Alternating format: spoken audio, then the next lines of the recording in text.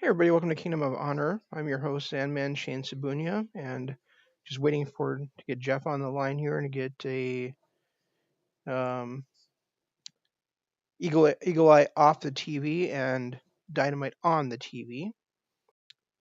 I hate that YouTube's doing what it does now, which is basically starting without me wanting to start. Um, so let me go ahead and get the Honorable Jeff on the phone here, and we'll get going.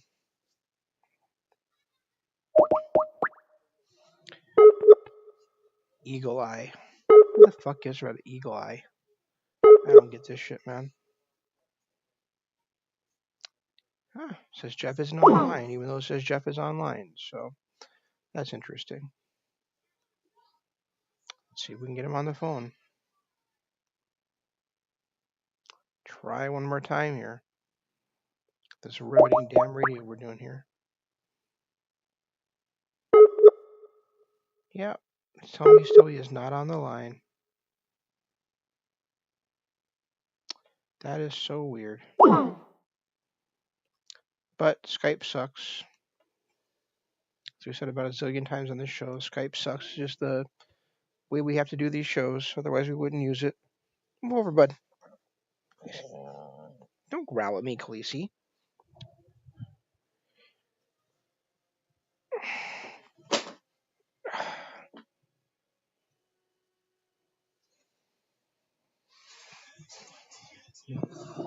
Get Skype rebooted. I'll try to call Jeff again and see what the hell is going on with that.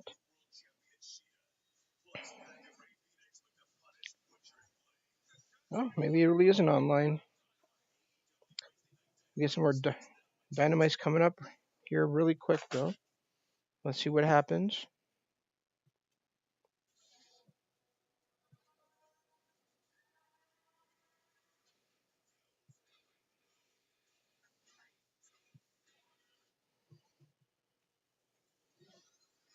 Here comes Dynamite. Woohoo!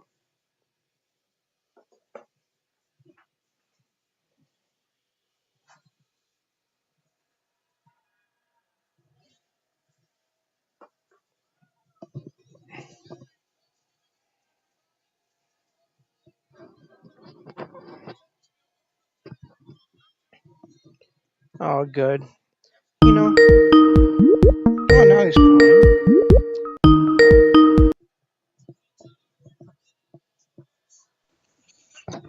Hi, partner. Hey, what's up? Hey, we got Hangman Page coming to the ring already. All right, let me know when to hit start. I'm already live, so go ahead. All right. Yeah, because it just went live as soon as I got it going. It didn't even bother giving me a blue button to start with or anything. Yeah, it looks like they changed YouTube again. It's a complete different thing. Yeah, I know. I saw that too. Like I didn't have to set up any of the stream. I didn't have to do anything. It just copied everything from last time. Yep, I saw the same thing. Glad it wasn't just me. It's nice that they keep changing things on us, huh? Yeah, I mean, there's nothing better than trying to learning to use a system, and then they change it. They just changed it like last week or the week before too. Yeah, it was like So 2 weeks ago when the blue button went away, and now it's just I don't even know how to explain it anymore. yeah, it's just ridiculous. So how's it going, man? Not too bad. How about you?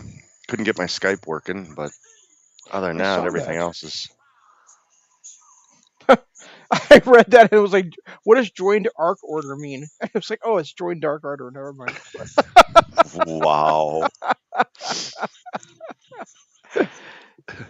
You know, I've been following Jonathan Silver on Twitter. This dude is hilarious. Yeah, I don't follow any. I don't really pay attention to Twitter. I think you know that. So Yeah, I know. that's cool though. It's really cool.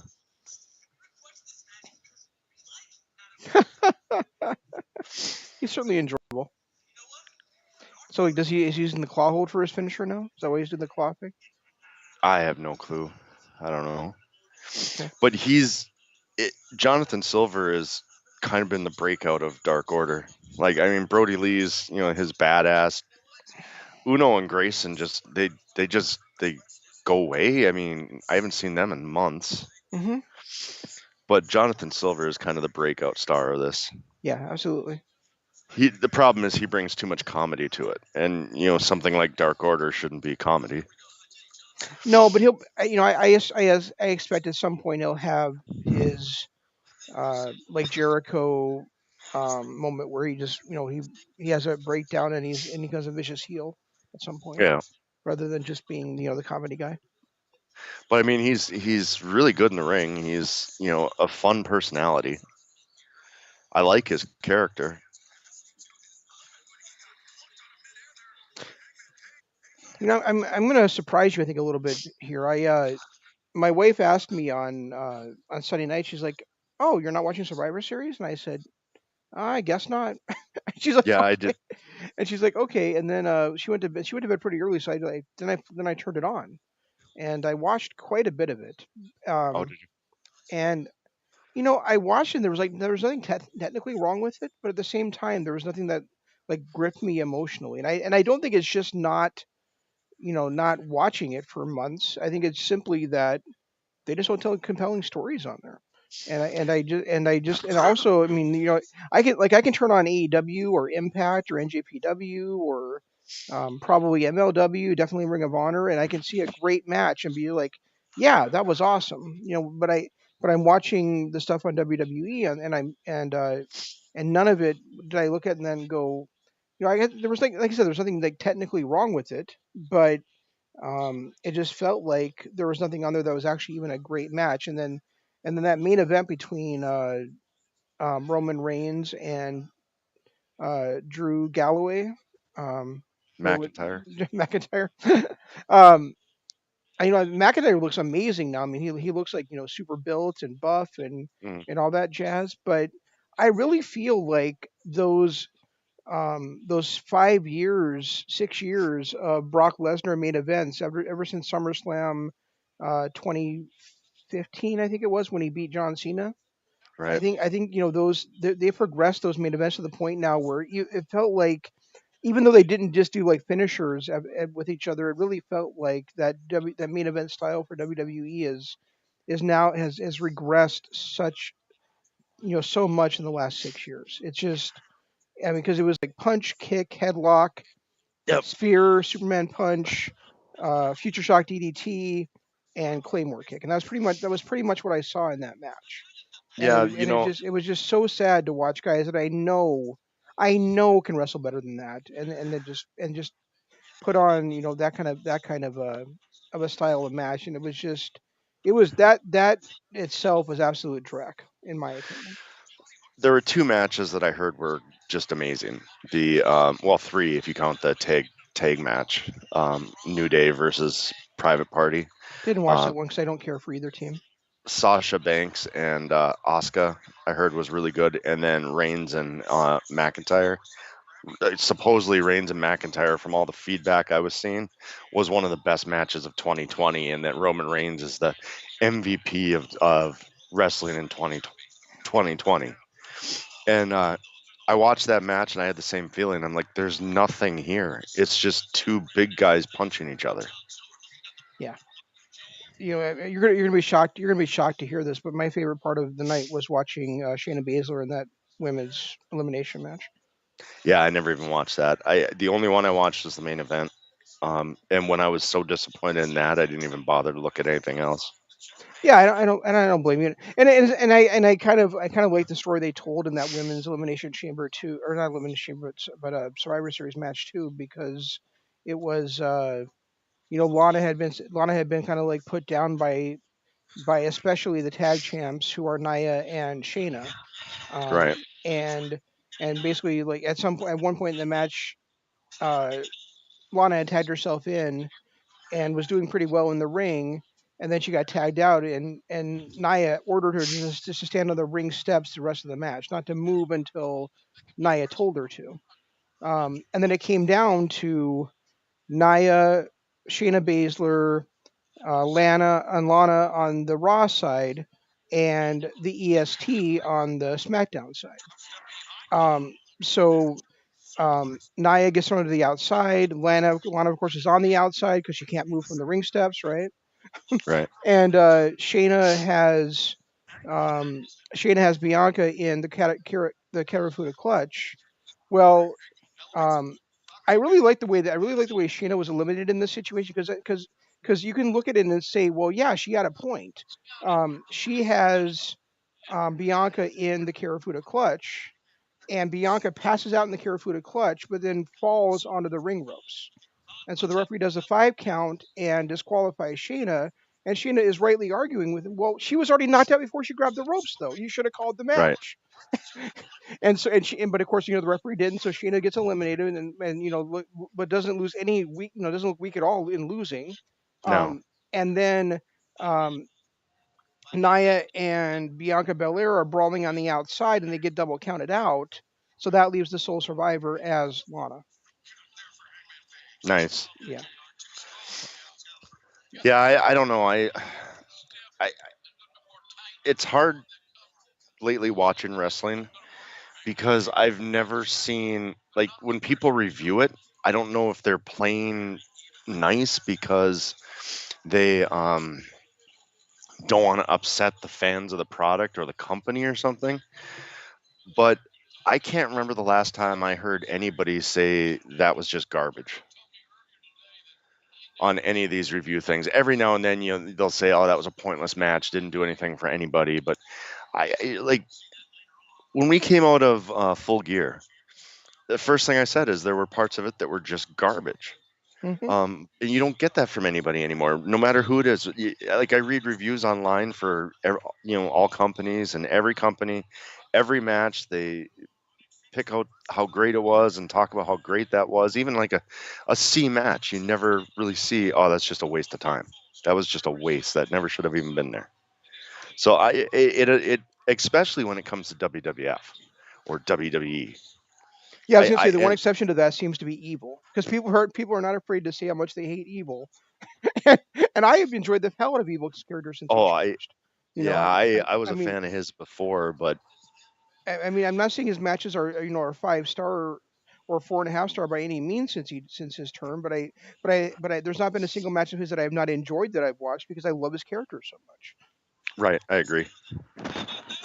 But it's like it just disappoints me because every time I read these reviews and I see, oh, this great match on WWE Match of the Year candidate and all this, and then I go and watch it and it's a punch kick fest like it was on Sunday night.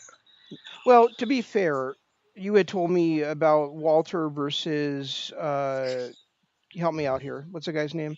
Um, Oh, eh, Ilya Dragovich. yeah, Dragovich. And you told me like how great that match was, and maybe it was just because You you told didn't me get how great into it it. was, but I didn't like it anywhere near as much as you did.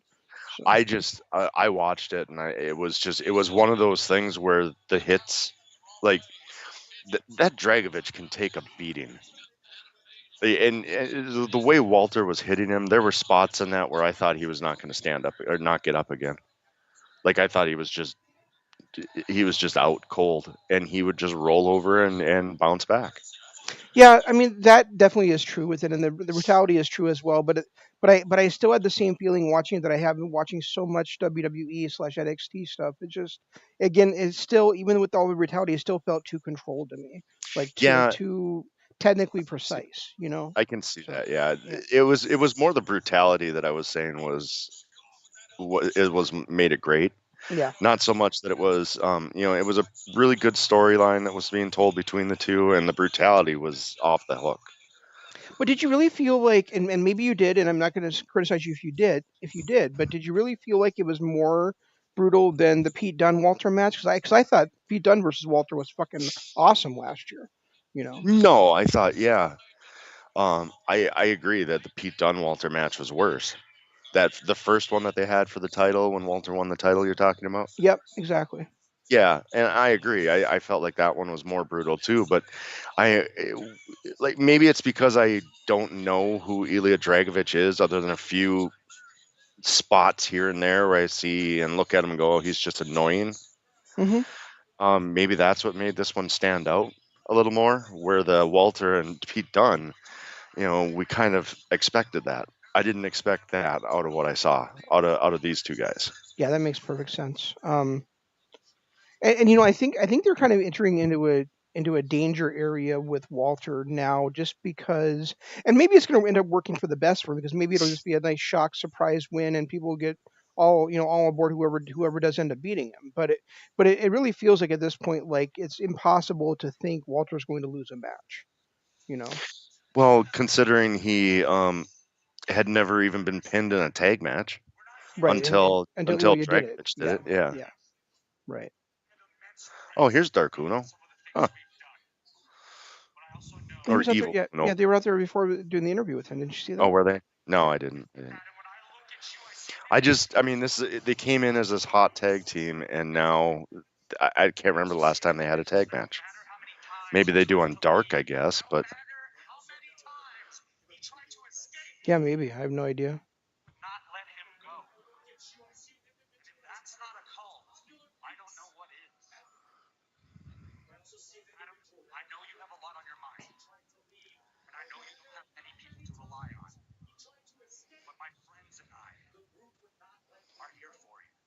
That's true.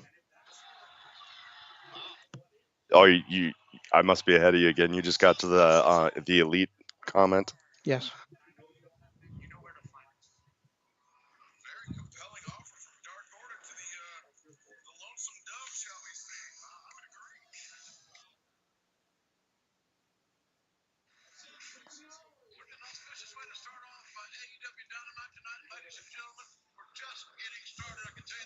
Let me Hmm. know when Tony and Ross are on your screen.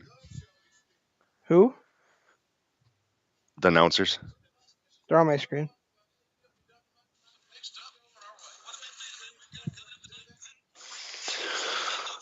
That'll be a fun match. Pack and Ray Phoenix versus Butcher and Blade. Oh, wow. Oh yeah, I Oh, forgot about goody. that match coming up. We get Anna J. Happy about that. And Hikaru Shida. Oh, changes. I guess me JR can't call him Willie anymore, motherfucker. See, Oh yeah, because he's a bad guy now. yeah. Oh goody, we get the hybrid two tonight.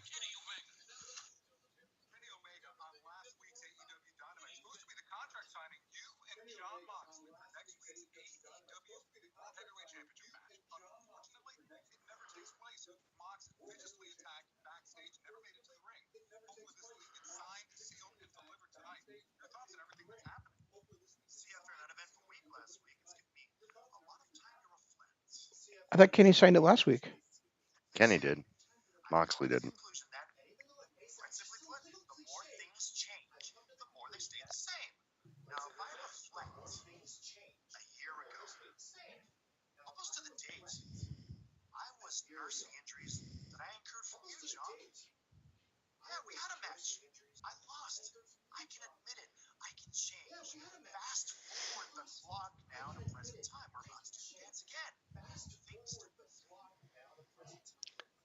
Oh, there are two things I want to say after this.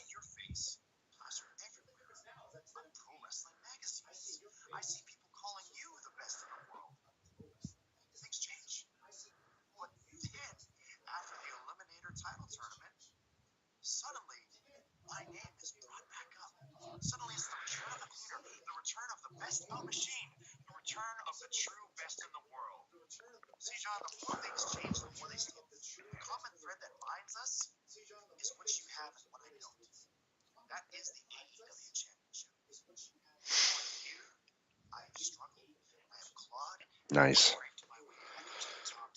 What the hell?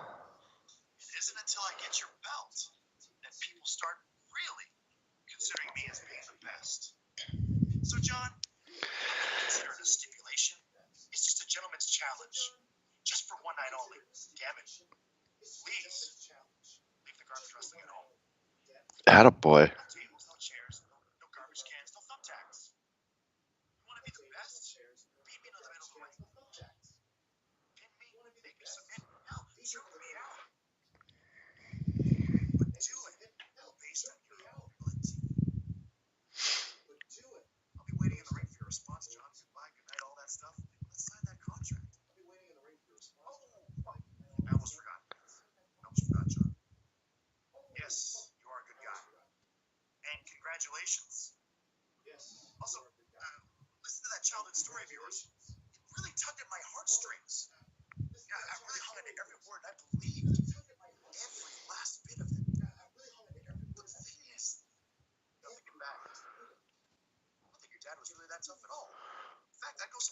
What a great promo.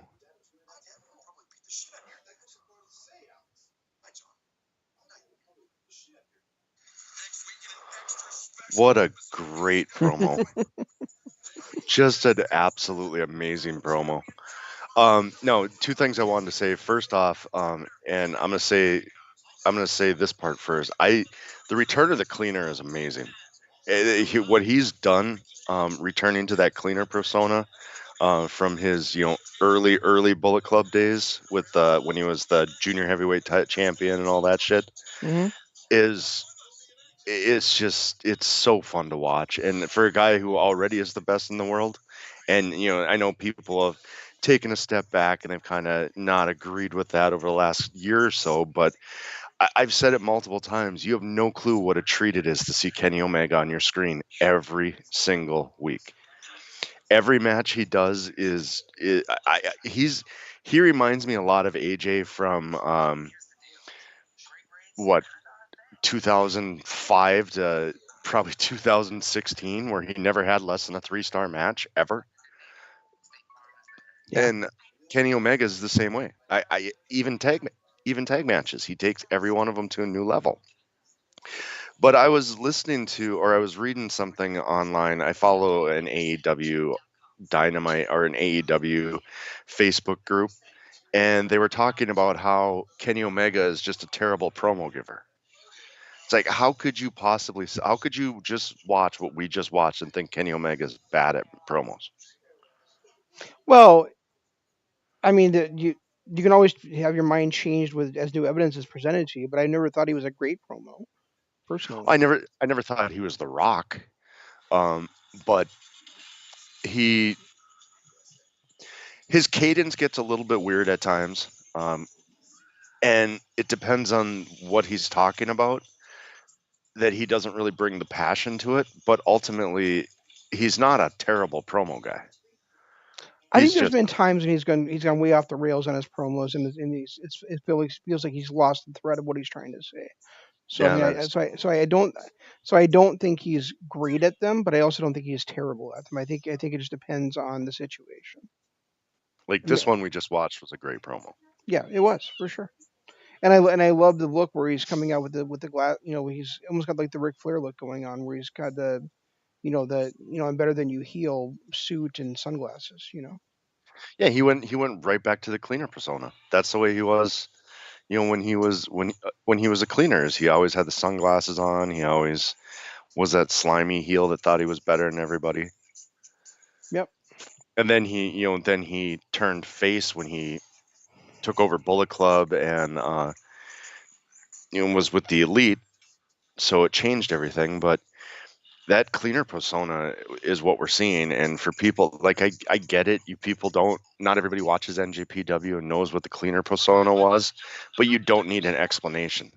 Just watch it and enjoy it and figure it out along the way. I don't think that they should be doing what they're doing with Titans tomorrow. What? They just I don't know if you just saw the ad that I saw, but Yeah, and I did hear about this a couple weeks ago, but I don't think they should be showing Titans on TNT tomorrow. I hate that. I absolutely hate it. Titans. Yeah. I guess I don't know what movie that is. No, the DC Universe slash HBO Max series Titans is going to be shown on TNT tomorrow, Oh, really? and I hate that. I absolutely Oh, hate it. oh, that must be like a Thanksgiving promotion or something. Yeah, it's a Thanksgiving promotion. I think that I think that you should have to subscribe to that service, and if you're not much of a fan to subscribe to the service, why should you get it on free television or cable? I mean, I know it's cable television, but still you're basically paying you know one fee for cable rather than paying for the streaming service. I think Well, it I know, sucks. I I know. think you should have to be a real fucking fan like I was and buy DC Universe in order to be able to see it. Now it's on HBO Max because DC Universe is basically ended, but it's the same concept. I just and the same and I guess maybe I'm a little bit even more upset about it considering I was watching. I went to watch Supernatural today, and again, the very first thing that pops up on CW is Swamp Thing, which was a fucking DC Universe show, not goddamn CW. You know, so Well, I mean, if you think about it, all I suppose, yeah, it was a DC first, but um, I I don't know. I think it's just because of some deal that Disney has with TNT, because they go through this all the time. Warner Brothers. Yeah, well, because they go through this all the time. They have their marathons where they have, you know, the Star Wars marathons and all that crap. Wait, is Powerhouse House facing Kofi Kingston here? That's what it looked like, or is that Pineapple Pete? Might be Pineapple Pete. No, So, I know that stuff happens. I'm just saying that I think movies are different than like it's like showing a series of a show as as like a promotion type thing. It's just like if they want people to buy HBO Max, maybe make a deal with Roku. Maybe fucking do that. oh yeah, yeah, or Amazon They know and develop. they finalized a deal with Amazon last Monday, so Oh, did they? Okay, yeah, so now I can finally download it on my Amazon and watch it. you can. Yep, it was Good. available actually as of today, I think, yesterday. Okay. So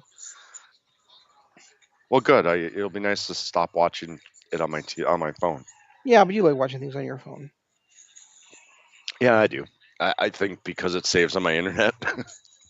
Isn't it amazing every time we turn on TNT to watch Dynamite, there's always some stupid stupid action flick on before that either everybody's already seen or nobody ever wants to see. Yeah, they. I mean, there's been a couple that I've gotten into, but they're ones that I've already seen and liked. But like this one before, I was watching like 15 minutes before, and it just made no sense to me. Yeah, I think like was it last 2 weeks ago, 3 weeks ago they had the A Team on there, so that's probably the exception from what the ones I've seen because I've only seen that maybe one time and it was a really enjoyable movie, but. Otherwise, it's been like these movies that I either don't care to see or I've seen like 20 times. So I don't know. Do you think Will Hobbs really needed to have the heel turn? Well, I you mean, were just saying last week how you didn't care anything about him, so maybe if this will make people I care about him, then yes. possibly. Music was already off, Taz.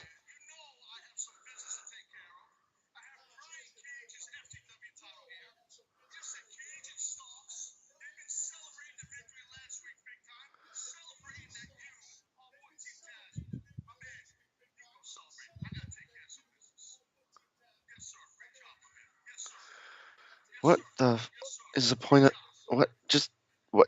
What happened?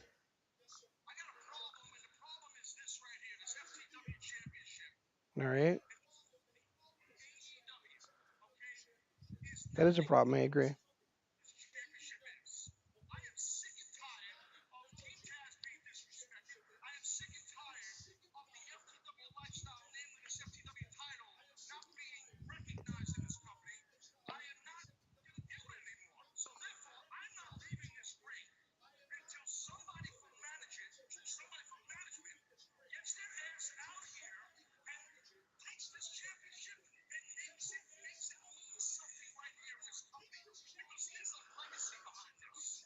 Um, what?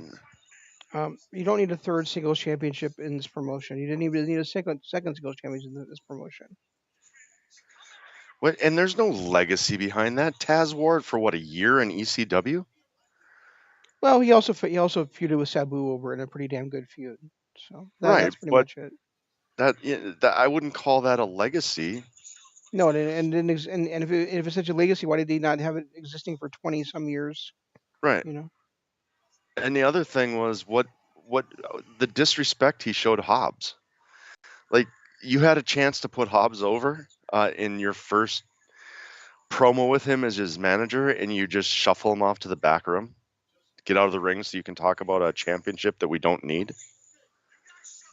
That's a fair point too.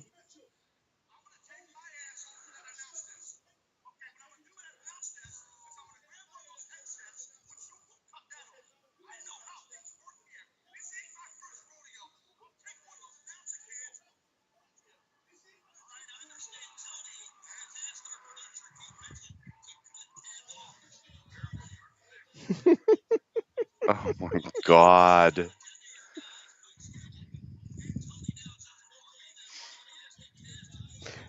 For those of you not watching, Taz has been trying to talk, and twice the producer shut off his microphone because yeah, they don't want to hear from him. Oh, here comes the face of the company. Oh, it's codiferous.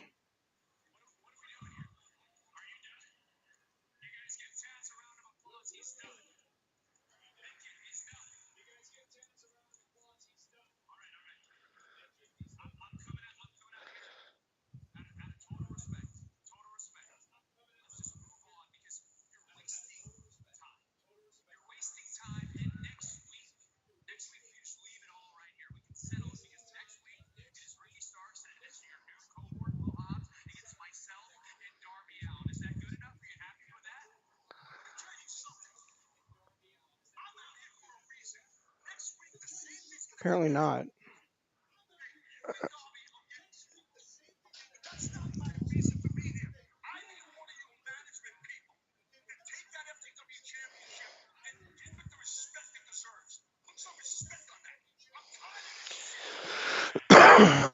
I still don't. Cody, I'm never gonna be able to treat you to look at you with respect with that tattoo on your neck. I just can't. I, I can't look at Cody with respect, period.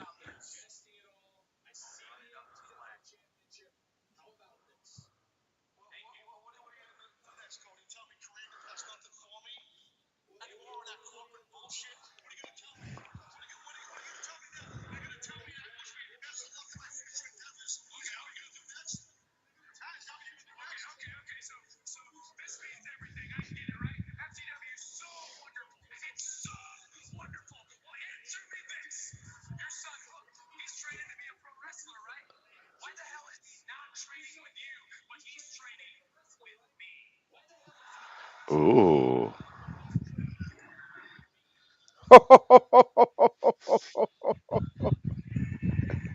Taz has a son named Hook. I didn't know that.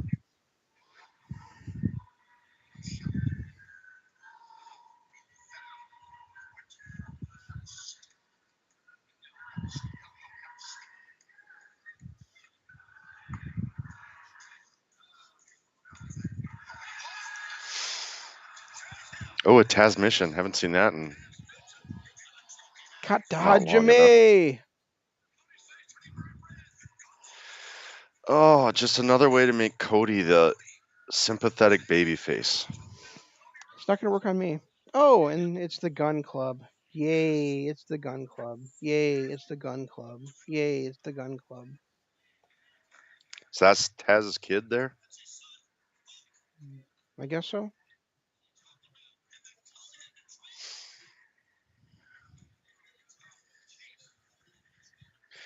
Billy Gunn gets as much TV time now as he did in the 90s.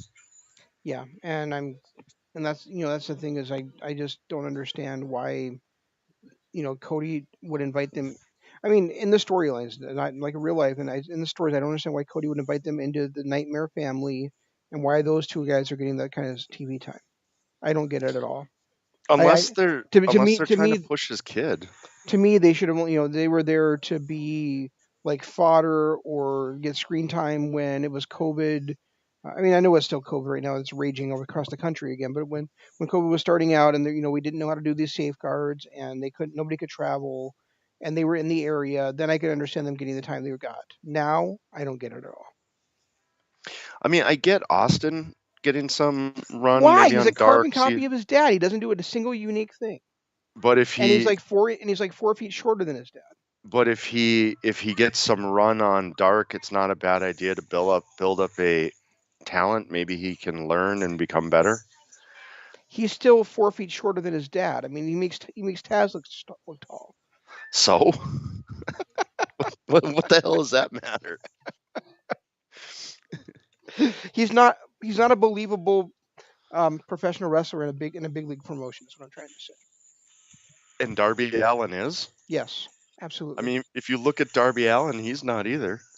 If I look at Darby Allin, I see talent and charisma and um, agility and ability. If I look at Austin Gunn, I see a shorter version of his dad. you see him being overshadowed by his dad and not really getting the spotlight or anything because his dad's always in the spotlight. And also because does it to himself by always doing his dad's moves Well, yeah, there's that too. and wearing his dad's tights. Well, and that's what I'm saying is like stop giving Billy so much time and maybe give Austin some time to develop his own personality and not to be a carbon copy of his dad. Well, Deb, don't you think that's also Austin's choice? Yeah, maybe. I mean, but also it's when his dad is one of the members of the second most famous, third most famous faction in the history of wrestling. It's kind of hard, you know. It'd be like if I saw Bret Hart's kid wearing the pink tights. Right, but that'd be if his runner. And I'm not saying that Austin shouldn't do any of his dad's move. I'm just saying that I don't think I've ever seen him do a move that wasn't already in his dad's arsenal. I mean, he basically like Yeah, wrestles like a carbon copy of his dad. well, and that's what it sounds like. Is that what I see too is the same thing you do. I just see them making a carbon copy of Billy Gunn and living off of Billy's fame Right. and not developing Austin into something unique. Exactly. And I don't think and I don't and I mean maybe he is capable of that. Maybe he's capable of being unique, but we have not seen any evidence of that whatsoever. And we won't until they break those two apart. And he's not very young either, is he? Isn't he in his 30s already? I wouldn't think so. I mean, Billy's only 50. Okay. Well, Billy's not that old, is he? I don't know. I thought he was pretty old.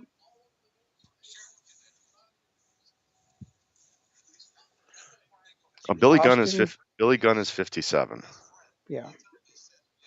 And Austin is 20. Okay, so he's 26.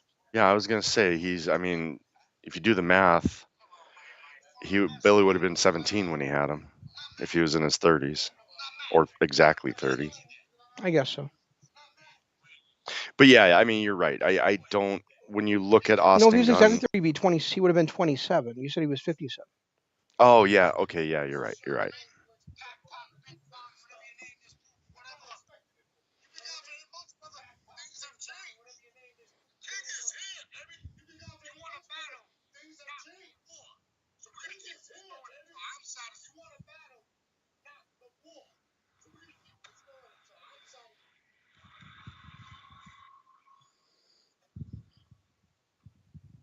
Interesting.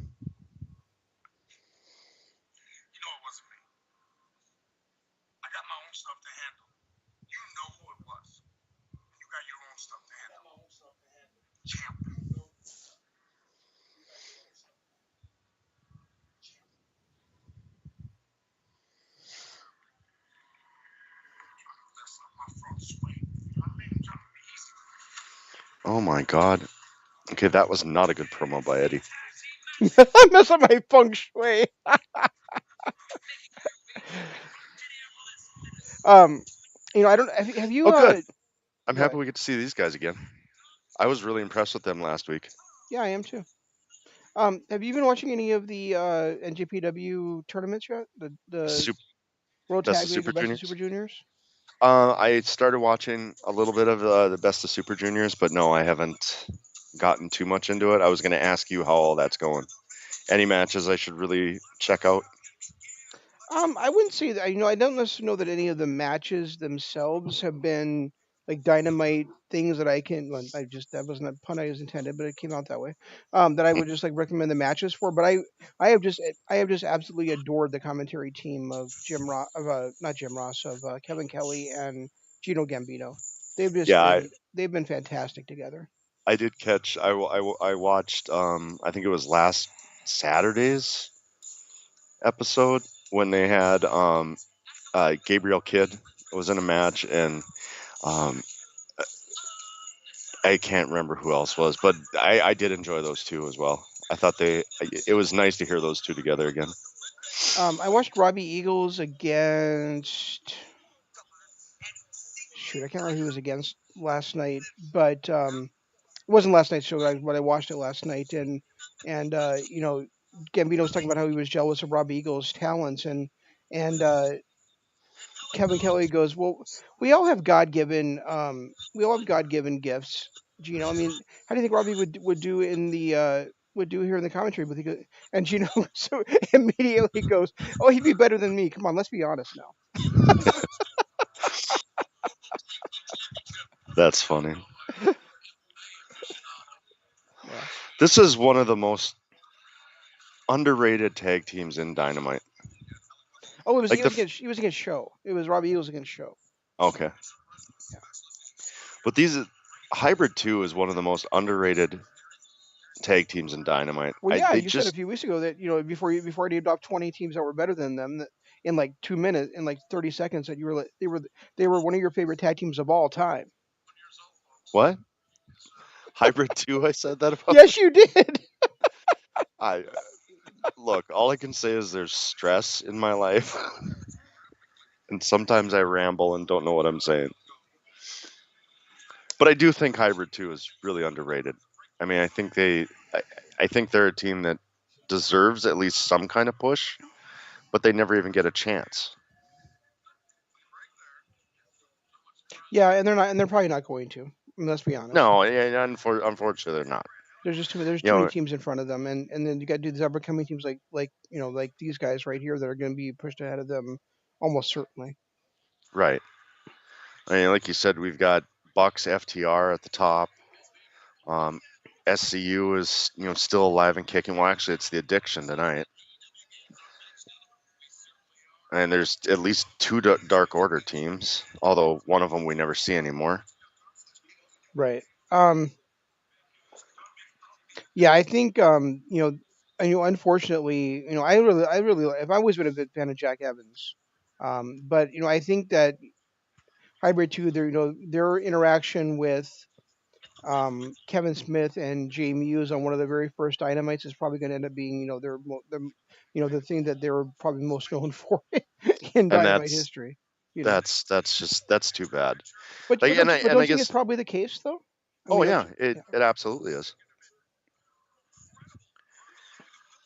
I And just it's I not just so I just much. don't see them as and maybe they'll surprise us. Maybe something will happen and they'll catch fire somehow. But I mean, I really think that they're really in here to be journeyman jobbers to the stars. Well, and I think I mean, they started out great and then had that really weird heel turn right after they started that didn't do them any good. Yeah, And then it's been ever since then, they've just been kind of heel tag team number four, as you like to say. yeah, yeah. There's They have. nothing talented as Evans is, especially Evans. It's another team that I'm just curious why they're never going to amount to anything. Well, and I feel the same way about Luchasaurus on the singles ranks. I mean, Good point. Yep. he was so hot when at All Out last year, and he had that injury, sure, but even since he's been back, they have not really capitalized on the momentum that he had, or helped him to reestablish that momentum. They've been when they've had him on at all, it's been mostly to as a supporting role to Jungle Boy. Yep. And I just think that's too bad. I mean, I understand wanting to have the younger guy rise up and push him towards the future. There's nothing wrong with that, but there's no reason that the guy that already is ready shouldn't get a shot at the same time. You know. Well, they have way too crowded of a main event scene, which it's funny because remember when we first started watching Dynamite, we were like, they've only got three or four main eventers. What are they going to do? And now they've got so many people at the top of the card that talented people are going to get pushed down. Unfortunately, their roster is just getting too big. I mean, look at they didn't they sign Well, Matt Cordona? okay, so I agree with that, but does he really deserve to have less spotlight than Kip Sabian or um, Will Hobbs or Ricky Starks or No, absolutely not. um, who is that? I'm literally drawing. I'm legitimately drawing a blank on him, so I'm not just being a dick at this moment. But the Sean Spears. That's the other guy I was going to say. Sean. I mean, does he really? Do they really deserve to? Does he really deserve to not have a spot on the show when Sonny Kiss has a spot on the show? That it's just. or the librarian has a spot on a show. That's the kind of thing I'm talking about. Is it not even being in the main event, but when's the last time we even saw Luchasaurus? I can't remember the last time we saw him on Dynamite. I can't either. And if I remember right, I think the last time we did was in a tag team with Jungle Boy against, was it against the Bucks? Yeah, it was that tag team against the Bucks. Yeah, I mean, I think he had that, and he didn't he have a lumberjack match against what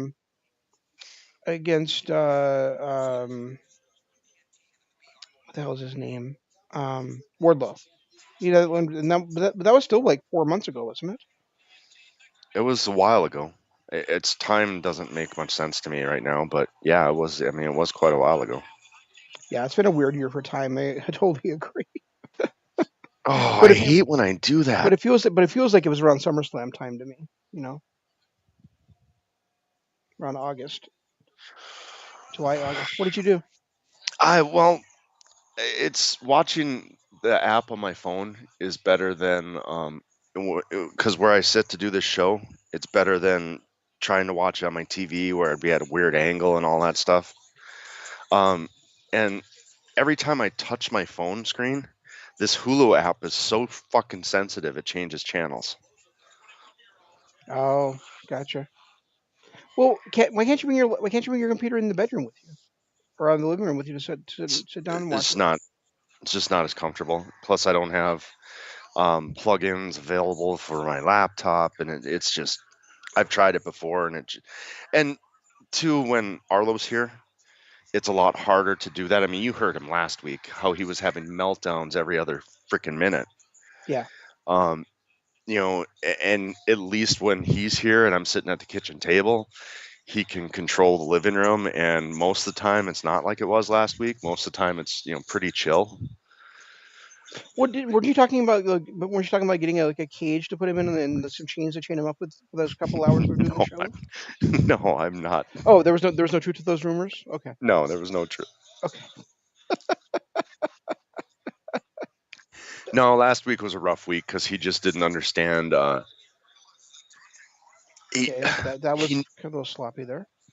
he knows what Christmas is, but he doesn't understand it's a while away. And when a 5-year-old, he wants a toy, he wants it now. He wants a game, he wants it now. And I was telling him, well, just wait till Christmas, just wait till Christmas, just wait till Christmas. And that was the worst thing I could have said. The absolute worst thing I could have said because it was solid all week long. When's Christmas, Daddy? When's Christmas, Daddy? Ah, fun. Is Christmas tomorrow? Is Christmas tomorrow? How many more sleeps till Christmas? Why can't it be Christmas now? And then it'd be, Daddy, I want this for Christmas. And then he was like, okay, I want this for Christmas, but I don't want this one for Christmas. I want this one for Christmas now. And then yesterday, or last week, when he had his little meltdown, it was about some game on his tablet that he downloaded. And it didn't work because it was one of those ones where it's a limited demo. And I told him, you're not going to like it. You're not going to like it. And he demanded I download it. And then when I downloaded it, it didn't work the way he wanted. So, Yeah, I've had that experience too as an adult. Like I would like see all these ads for a game called Homescapes, and oh, yep. it looks like you get to like you have to figure out like how to solve these puzzles. But when you actually get into there, it's actually like a sandbox game where you're like you know building farms and um, like milking cows, and it's like this is not the fucking game you guys have been advertising for me for the last Oh, 3 months. So I've had that with a ton of games too. You download them, and then once you download them, you realize that it's just a fucking gem swapping puzzle game. right, exactly. It's like I think Lords Mobile is probably the one that got me the most because the way it looks, it's cool. You just set up these perimeters. It looked like a tower defense type game, Hmm. and then when you download it, you're building farms, like you said. And it's like that's not what I wanted. I wanted a tower defense game. Right. Yeah, and that's so I can understand him being totally out of place with that. And part of me when you were talking about his expectations for Christmas was thinking, well, Christmas is not really the day that Jesus was born anyway. It's really a made up holiday anyway. So what difference does it really make if you were It just to is. say well, yeah, we can do Christmas early. but at the same time, are you really doing him as a service as a parent if you do that? Because then you're not teaching him the art of patience. You're not teaching him that you are sometimes going to have to wait for good things, or sometimes you're going to have to wait for things that you're looking forward to. So Yeah, you're not and you're not that's you're not teaching him that anticipation can make things better. So on one hand, it feels to me like. One hand, part of me is like, well, it doesn't really matter when he gets to open his presents. On the other hand, yes, it does because I think it's your responsibility as a parent to teach him, that anticipation is not a bad thing; it's a good thing. So well, and not it's not just that. and that there are things he's going to have to wait for. Like you're not, if he, if he, if he ends up being as smart as you are and as Jacob is, and he goes to MIT and he's looking for this big computer engineering job. He's not going to be able to call them every day and be like, hey, are you going to hire me? Are you going to hire me? Are you going to hire me? When can I start? When can I start? Are you going to hire me? When can I start? Right. So Well, I think you're doing a good job preparing him for life by making him wait for Christmas. So and when you is the bottom line I'm saying. So oh, well, that was unexpected. interesting. So are you guys not heels now? No, they're heels. Maybe they're not. Maybe they're guys. Maybe they're what we want, Jeff. Maybe they're what you and I like, which is they're just characters. They get frustrated. They can do the wrong things. But they can also do good things because they're not static. They're people. They're not just Oh, you, they're not just one thing. you must be talking They have about the shades. Bucks. Yeah, Because I am. when you must be ahead of me now. Because when you said that, Bucks weren't even on my screen yet, Oh, and sorry. I was watching it going, wait a minute, Hybrid Two is like beating the shit out of them. How are you saying they're not heels? And Yeah. then So I saw the Bucks run out. And I was yeah. like, oh, okay, now I get it. Now I get it. Yeah. Somehow I got ahead of you that time.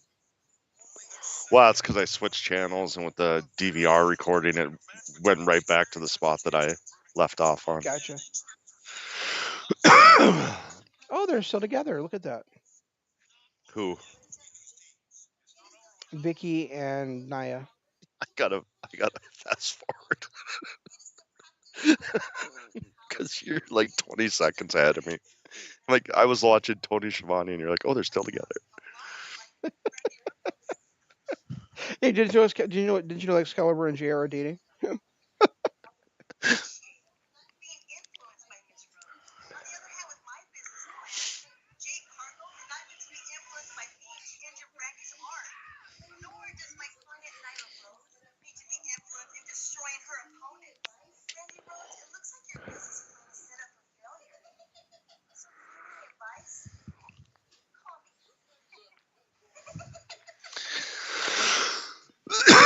I know Vicky made her name in WWE, but I wish she would alter her character a little bit.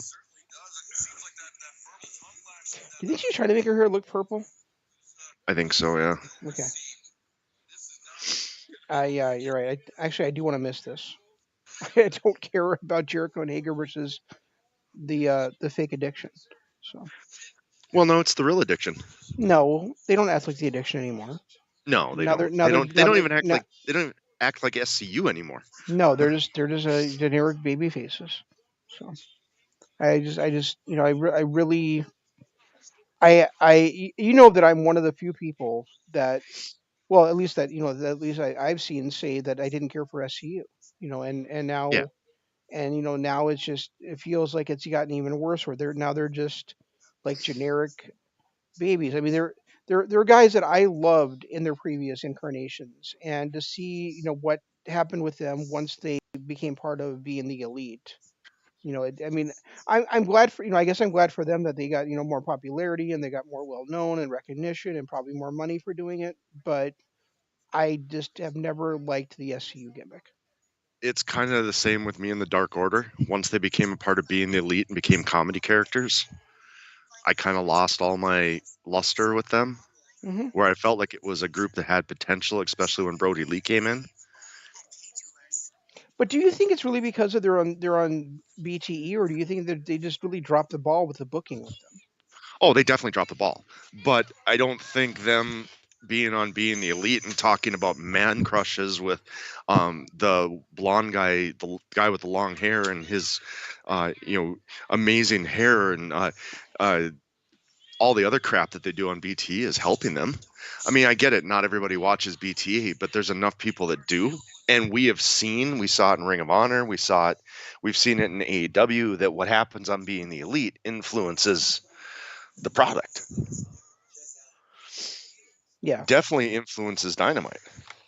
So whether you Well, watch it or not, and in that sense, maybe it's not a terrible thing that they have it because they could use it all. They can use it as a test run for ideas that they have for the characters. But yeah, I mean, I would say if it's something catches on, then use it. If it doesn't, then don't. But I guess my other thing with that would be how much of what they do on that show doesn't catch on with their audience because there are the because are is their audience to the point on that show where they're going to do where they're just going to keep they're going to enjoy basically whatever they're told to enjoy um by the Bucks. by the Bucks. You know what I mean? Well, and it's when was the last time there was a character that appeared on Being the Elite that wasn't a comedy character? I have no idea because I don't watch it. But I'm just saying, even when we did watch it, was there ever a character on there that was not a comedy character? Um, I don't ever remember seeing one. Maybe Adam Cole, I was gonna say I don't I wouldn't say Adam Cole was, especially towards the end of Cole's appearances on there. but I mean that might have been the only one that I can think of. Even Cody kind of was a comedy character at points.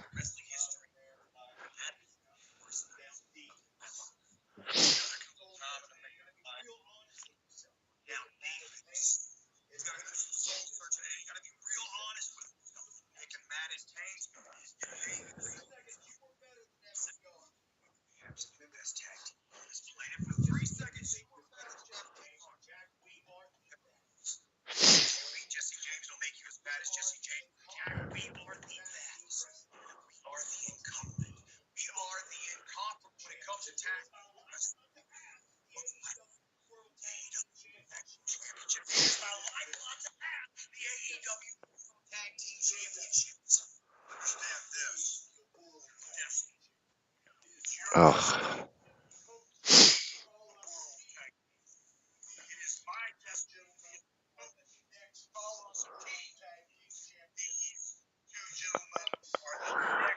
I like their version of the Four Horsemen fingers. Yeah, I'm glad they were on the show this week because I feel like they've been basically absent ever since they lost the tag titles. So Well, it's just it's only been really 1 week, hasn't it? this is the Oh, it's third second. show, It's the third. Yep, it's the third. Yeah, you're right. Because that first one right after we missed, right? which delivered one of the worst Cody promos of all time. You really did not care for that, did you? Oh, that was brutal. It was brutal. And I didn't hate it anywhere near as much as you did. So I thought I didn't think there's anything wrong with Cody's promo, honestly. So Well, Cody's promo part was fine. It was once that chick interrupted. I did like Brandy going all ghetto. That was great. yeah. But that whenever whoever that Shaq uh, spokesman was, that just was not good. Well, at least we have these two celebrity matches to look forward to now in AEW at some point. We've got Shaq versus Cody, and we've got Tyson Chris Jericho, Jericho versus Tyson. Yeah. which is another one where it's like you set it up so great. What was that? Almost a year ago now. It feels like it, but didn't.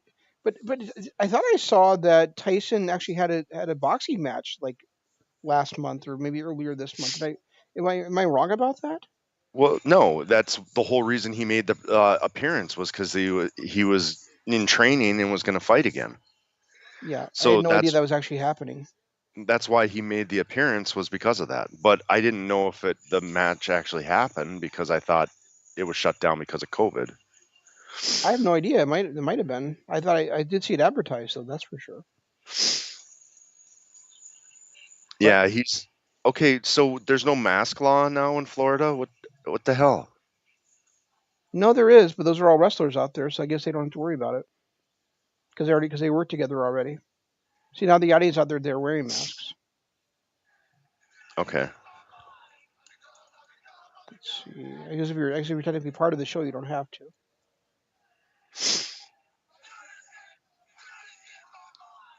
Oh, this is going to be another one of those where everybody tries to recreate the moment, like the what chant. Oh, yeah. Oh, that's right. I forgot. So like, oh, look at that. Ortiz and oh no, that wasn't Ortiz, was it? That was Santana. Never mind.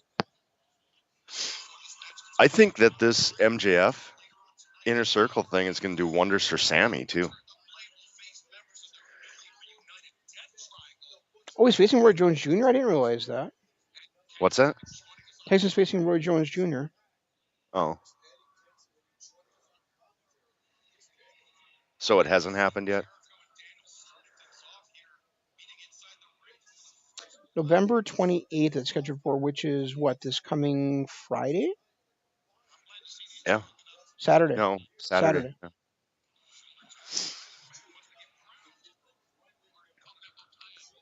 Well, I'm not going to pay to see it, but that's interesting that it's happening. Can you? I can't imagine somebody putting down money to see that fight. And to see Mike In Tyson box 2020. again in 2020. Right. I mean, after I his think I think the little last time I think the last time he had a fight that mattered was when I was in college. 94 when he bit Evander Holyfield's ear. Yeah, and then was the rematch in '96. Oh, I don't remember. I don't remember if they're when the rematch was, but the last one Okay, that I actually cared about a Tyson fight was that match that he ended up going cannibal. it wasn't '94, was it? Was it that? Was it that? I thought it was a little bit later than that. It might have been 96. I'm trying to remember because I was already living in Duluth and it was the first year I moved to Duluth. So yeah, you're probably 96. Yeah, because that was right after I left college and I was in college for 4 years. Yeah. What did you end up going to college for? Or did you get a degree? Mass communications. That's what I was thinking. It probably was. Yeah, I wanted to be a big radio star. Then I got into radio and realized I could make more as a gas station assistant than I could as um, in radio. Their first fight was November 9th, 1996, and the bite fight was in '97. Okay, so the bite fight was the last one I remember. So the bite fight was actually. Um, oh yeah, that makes sense. Okay, that makes sense because that was. I remember where I was when we actually watched that because we watched it live. I was working at a bar called Shooters in Superior. No way, you weren't. Shooters in Yeah. So. Superior. My wife and I would go there some Sundays to watch WWE pay-per-views Oh because really? they'd have it up on the screen. We would sit in the corner and I would have like a buffalo chicken sandwich, and she'd have something. She'd get a Bloody Mary. We watched SummerSlam 2002 there. I remember that for sure. So, That it couldn't have been Shooters because Shooters didn't have a kitchen. I mean, I thought it was Shooters. There was a new bar across the street that they built long after I left Duluth. Or Oh, no, not it wasn't after I left Duluth. It was so we're talking I don't know 2011. There was a new country bar. Shooters kind of went downhill after the owner sold the heavy metal band to a strip club or the heavy metal. She owned two bars. She owned a country bar and a heavy metal bar. And she sold the heavy metal bar. They turned it into a strip club. Um, and then I heard that a new country bar opened up across the street by the and that just buried them. So Shooters was gone, but I can't remember what the name of that new country bar was. oh yeah, this wasn't a country bar. It was a sports bar. So, Oh, was it? Okay. my mistake. Maybe I guess it wasn't Shooters. I'm looking at bars in Superior to see it. Maybe they're not even open anymore. Let's see. Maybe it was Players? No, that's in Duluth. There's was a bar called I think it was the Mirage, Hmm. and then they had a little sport that was a dance club, and then they had a little sports bar attached to that, and then they opened a country bar right next to it. Okay, And I mean, this I'm is not this is finding it. back in this was years ago. Yeah, where I'm talking about 2002. So maybe that bar isn't even there anymore. Or maybe if it is, it even got bought out and became something else. So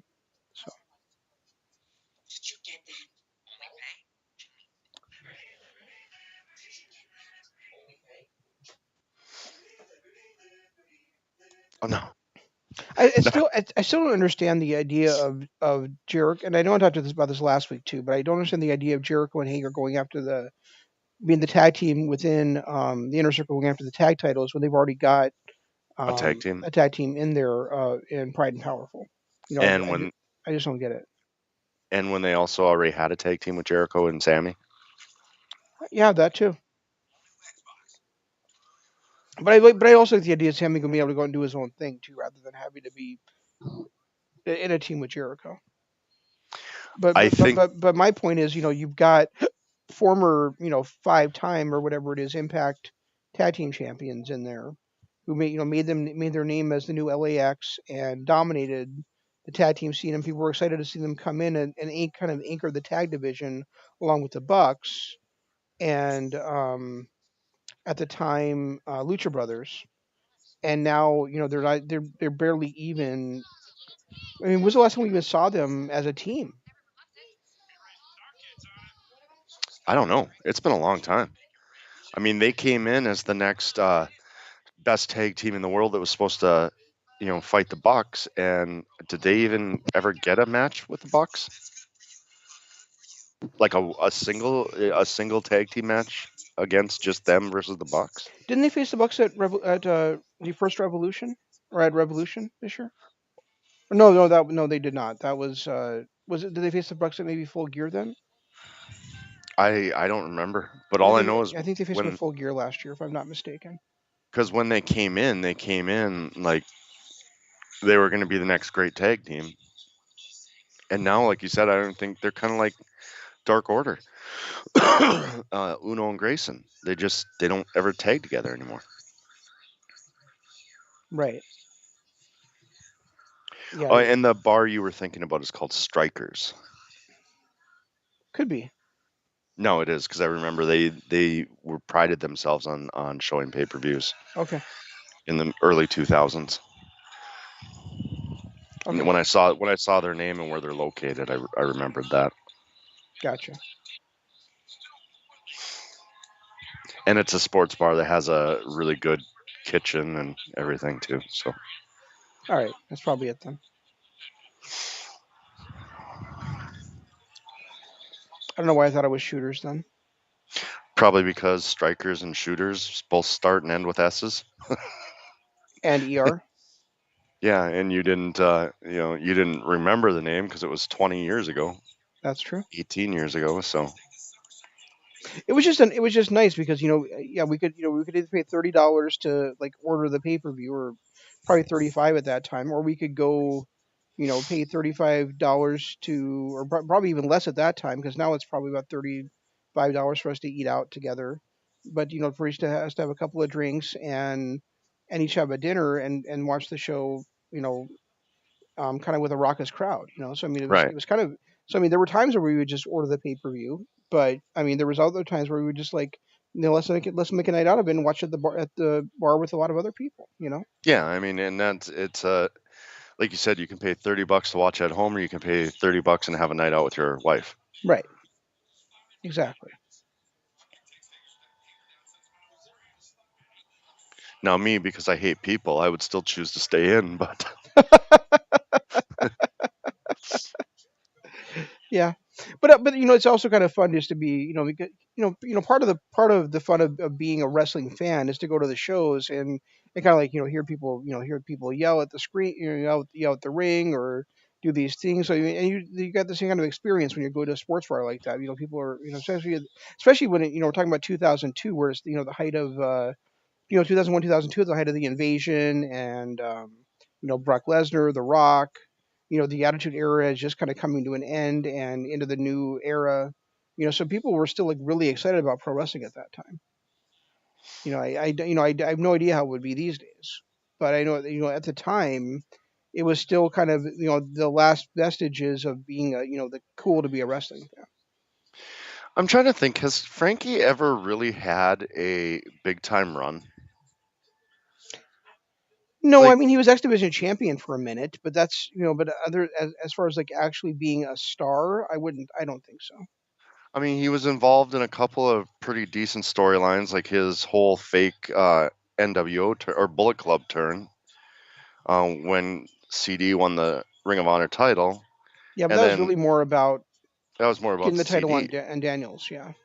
Yeah, and I mean, other than that, the only other high profile anything I can ever remember him being in was when he was a member of Fortune. And I've really been itching to go back and watch those shows too, just so to watch those shows around that time frame where we got the Bucks versus the Hardy Boys, and we got Daniels versus Cole for that title, and we got Oh yeah, Marty Fish versus Kushida, for the TV title, that kind of stuff. So Marty Fish. Bobby Fish, sorry. Okay, I was gonna say it. Or What? What? no, we got Bobby Fish versus Marty Skrull for the For TV the title TV title. around that time frame, you know. Yeah, So but that was also the time frame when Jay Lethal was in the worst Ring of Honor title run ever.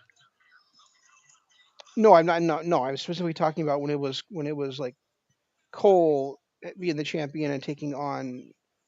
Oh Um, yeah, yep, you're right. you You're know, right. That was right after Kyle O'Reilly left, and it was. Yep. so now SCU. Remember when we were complaining not too long ago, even before COVID, about how it's always SCU and best friends, FCU and best friends every week. That's all we ever see. Yeah. Now SCU hasn't been on for a few weeks, and they're just jobbers of the stars. And best friends is all focused around Orange Cassidy. And you know what? Correct me if I'm wrong, but the last time we saw Jericho and Hager teaming together, didn't they beat SCU that time too? Probably. I mean, I don't remember that, Okay. but it wouldn't surprise me. Oh,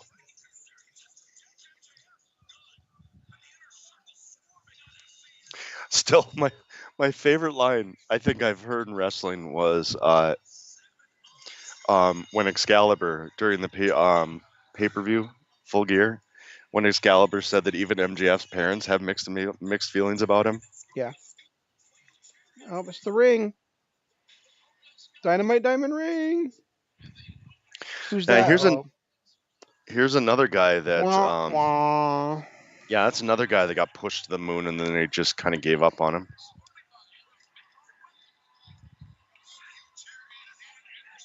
See, and he's a guy that even though that I'm not super high on him, I can see where I could be super high on him if they would just, if he would do some more unique things and he got a chance to showcase that character. So, You know, let, that's one of those things that I've always hated about. Sorry, I didn't mean to cut you off, but that's one thing I've. Oh, never mind. I gotta hear this why?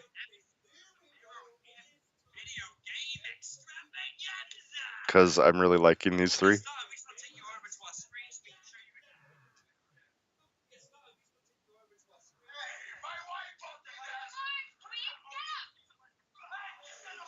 Okay, now I'm done with it. But the uh, that's one thing I've never really understood about wrestling is you've got seven guys, eight guys, seven guys that are How did they get an Xbox One X they're out. or Xbox Series X? I mean, Yeah, they've been out for a while. yeah, but they're sold out everywhere. Sorry, go Oh, I'm ahead. sure they probably got a promotional one or something. I know I was being a smartass. But Yeah, the one thing I've never understood about wrestling storylines, you've got this badass gang, like the Inner Circle. You've got seven badass guys, and they get run out of the ring by one guy with a chair. Really? yeah, yeah. Well, chair's the most dangerous weapon you can have. See, this is what I'm saying about. Oh, I just I hate the fact that AEW does this, where they put these like matches that should be saved for a pay per view for free on Dynamite, and then they've got nothing left for their pay per views, so their pay per views just look like another episode of Dynamite. Their pay per view is 2 months down the line, though. 3 months down the line. But still, build towards it. You build the Moxley Omega feud for a couple of weeks. This whole thing here, I mean, they could build this who attacked Moxley storyline, then it turn out that it was somebody that was hired by Kenny, and this could go on for weeks instead of blowing off the feud next week. Or they could just wrap up everything we talked about tonight, and they could have Austin Gunn be the guy that attacked John Moxley.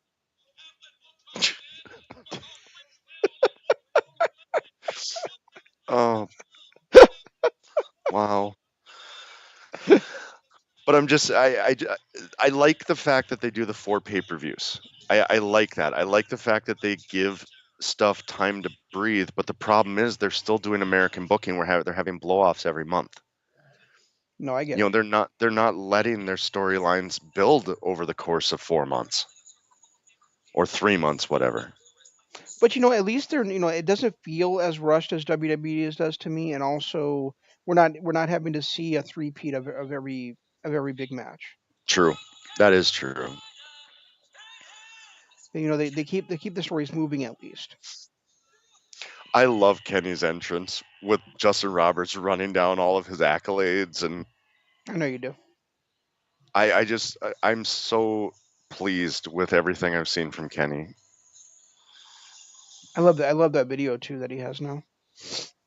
Yeah, It, and feel, it feels it feels so big time. I'm happy he went away from that anime stuff, the music and entrance that he had when he was a face. And I love how he gets Zoe Strother's daughters to go out there and dance for him too. That's pretty awesome. Those are his daughters? Zoe Strother's, I should say granddaughters at this point, shouldn't I? Oh, okay. Oh, Moxley. Why would Moxley do that? Because he thinks Kenny attacked him, even though Kenny Well, was why in would the Kenny ring. do that?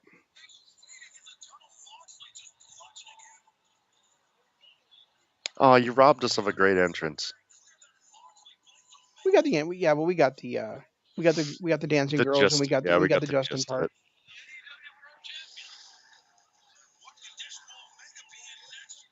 Oh, paradigm shift on the belt.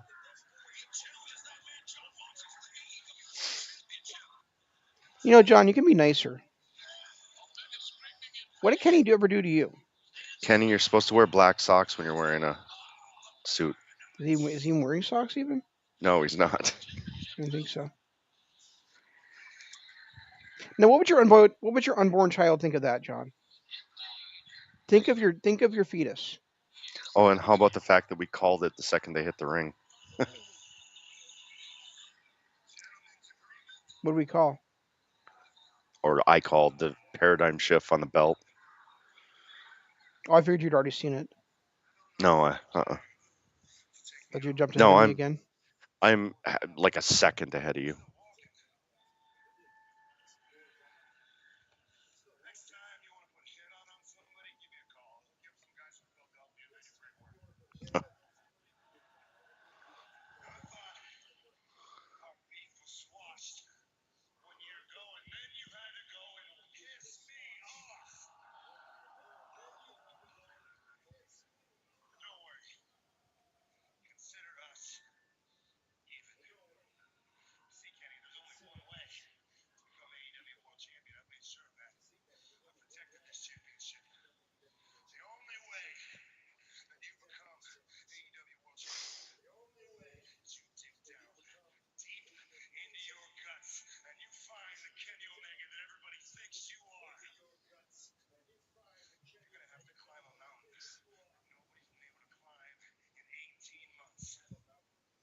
Has it been 18 months?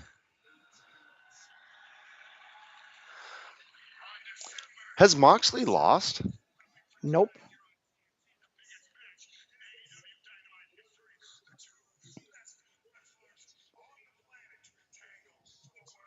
Yeah, even in those unsanctioned matches, he didn't lose. He's won every match he's been in.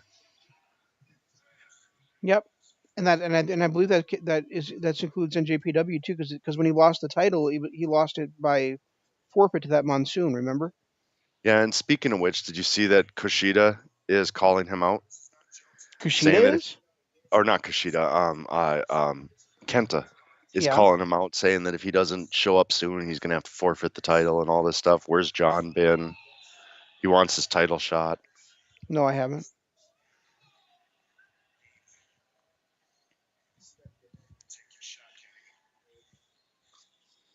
And he's true. I mean, John hasn't been around since he won the title again.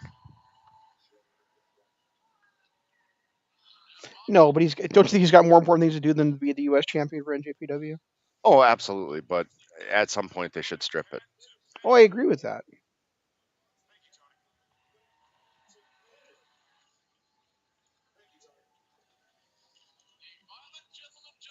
But they also said that the months of that they were in COVID quarantine weren't going to count towards the 6 months between title defenses. Well, when did he win the belt? Was it right before we went on break? It was, yeah. Okay. He won it in the U.S. right before he went on break. Or no, he won Okay. it. No, So, or was it Wrestle? Or no, he won it at Wrestle Kingdom, but he defended it against Suzuki in the U.S. in like February. okay. Yeah, that's right. So, did you see the? Did you see the? Well, first of all, did you see the Wrestle Kingdom is 2 nights again? Yep. And secondly, did you see what the main events are of nights 1 and 2? I didn't, but what are they? Night one is Tetsuya Naito defending the IWGP Heavyweight Championship, actually the double gold against Kota Ibushi. And night two is the winner of that match facing Jay White for the double gold. Okay. I'm glad that Jay White's in there, but why is Kushida in there? Nakashita Ibushi, Yeah. Why is Ibushi in there? because Because he he lost challenged. his. He lost his shot, but he challenged. But Jay White said that he wanted the shot on the fifth, not on the fourth, and so Ibushi challenged Naito because even though he lost his shot, he still won the tournament. So I mean, And so I why mean, does it so I mean, have so I to be mean, the so I mean, who else would really be able to lay claim to a title shot? I mean, Sonata would be obviously, but right? Evil's already got his shot. Um, Yano is not going. Who else beat? Let's see, who did he lose to? He lost to He lost to Sonata. He Sonata. lost to Go ahead. he lost to Sonata and Coda, and I can't remember the third guy. No, Kota was in the other block, so he lost to Oh, was he? Sonata, Evil, Oh, that's right. Yeah, yeah, he was. and I can't remember who the third one he lost to was. It wasn't Yano, was it? No, it wasn't. No, because Yano won his first three and then lost all the rest of them. I think. Oh, who was it that he? I don't remember anymore. Yeah. So Kota's getting the shot on the fourth. It just kind of annoys me because he lost his briefcase, but yet he still gets a shot. I understand, but he also but he still went through that grueling tournament and won it. Right? So did you what go and did you go back and watch the NXT I've been telling you to watch? No, You're such a goddamn slacker. I've been so sucked in because I'm finally into some supernaturals I've never seen before. Well, last Oh, week, what I predicted was going to happen did happen on NXT. You probably did see that yeah, I did. where, but I loved the way it happened too because um, Finn Balor came out and he was talking and the Kings of NXT interrupted him and Pat McAfee is was like, you're gonna have to give me that championship or we're gonna kick your ass. And because I don't know if you've been watching, but we've been running Rush Out over this show. We own NXT now, and Balor said, and I love what Balor said. He goes, "Yeah, when the cat's away, the mice will play. But look what the cat dragged in with him." And then that, and then out comes Undisputed Era. So,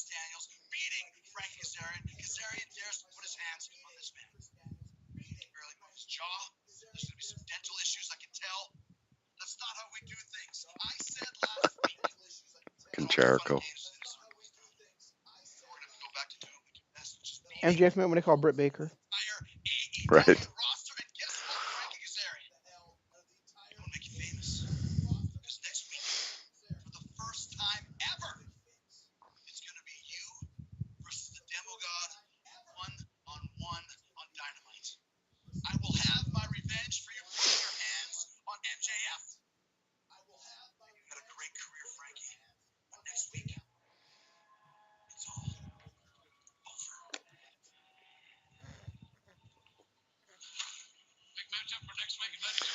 Ooh,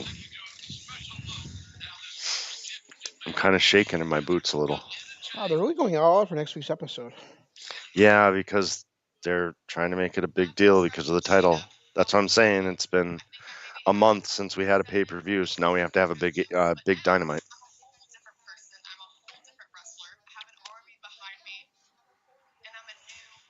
I will be happy to wrestle with you, Anna Jay. I know Jeff will too, but I'm just volunteering my services.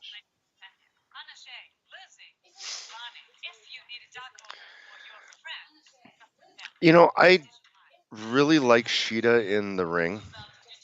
She's probably the best wrestler. Well, she's definitely the best female wrestler in AEW.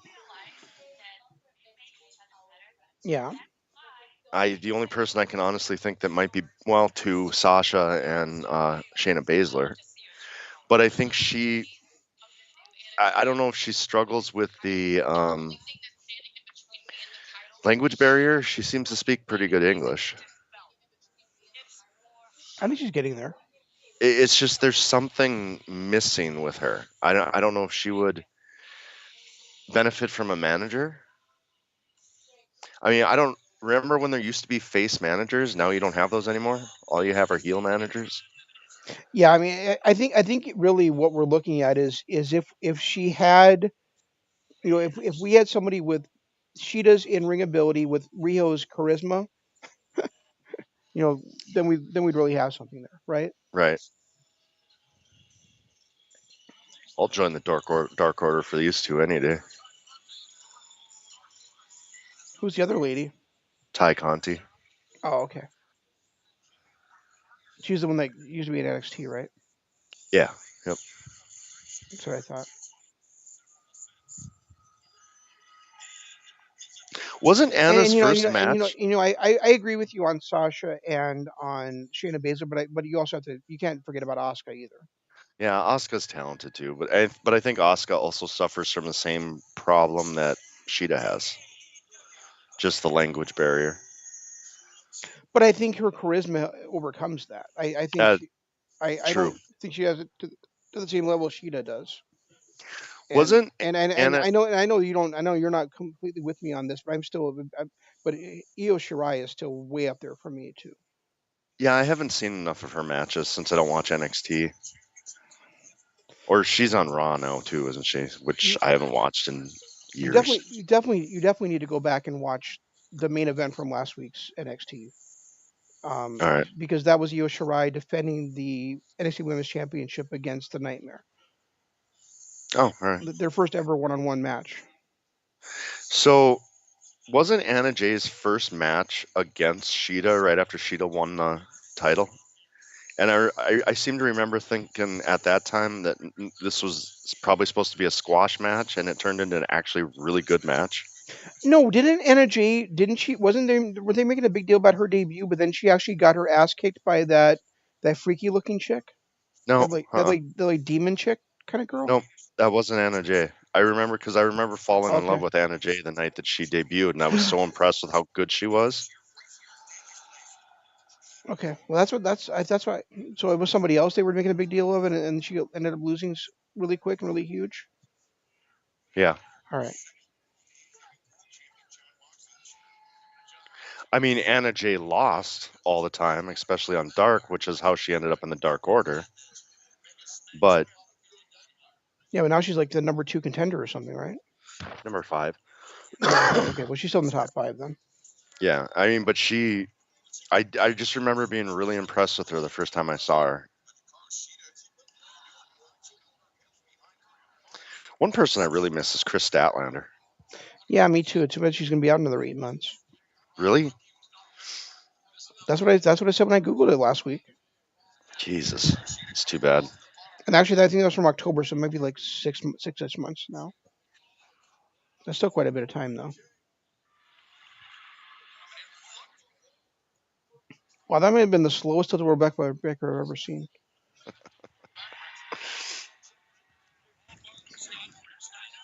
Not sure that would hurt more or less.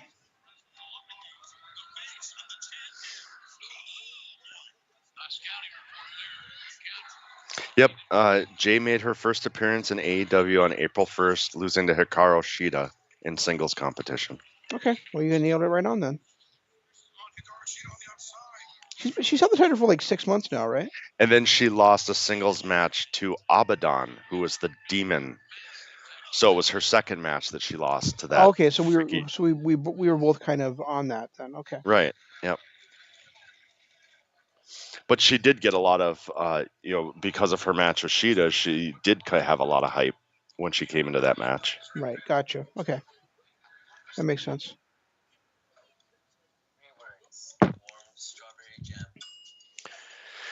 No, I Jared, like you don't go away. I like the fact that they are doing picture in picture.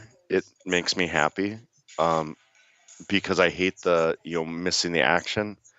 But and I'm so glad that they're not doing it during backstage interviews like they were in the beginning. Yeah. But I still wish that when you're running the show that you time your matches better.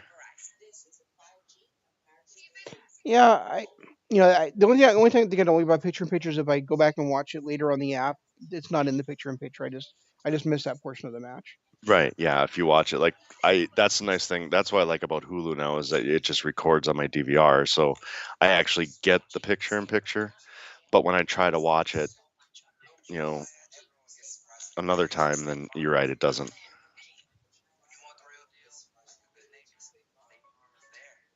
I mean, I'm glad they're doing it correctly now.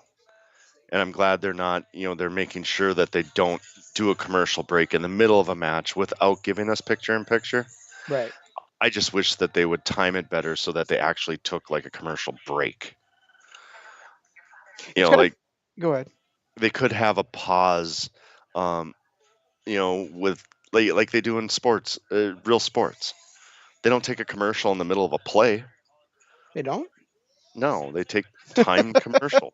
you know, you know, it's just that's just one of those things. Uh, I don't know. No, but sports also have artificial timeouts because of that too. They have these things called officials timeouts in order to accommodate um, taking those commercials. Well, basketball Which, does. which no, so does football. No, football has. They usually take a commercial break during an injury timeout or during a after a change of possession. So they're taking a timeout while the teams are lining up for moving the offense onto the field and changing their lineups on the field and everything is usually when they take commercials in football. Basketball just does official timeouts. Hockey, hockey might be the one sport that does the least amount of commercials because they only do like two or three during a quarter or during a period. Um, And hockey does take official timeouts too.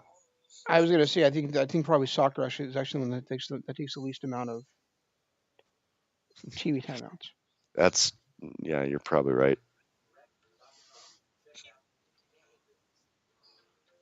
But if you take a timeout at the wrong time during a soccer game, you're going to burn down a town.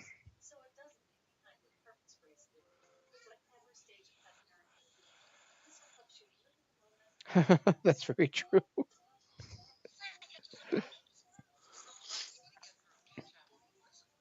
Yeah, I always I hate the whole TV timeout thing because I think that especially for a sport that I love like basketball, it breaks up the flow of the game, and I think that's ridiculous to do it that way.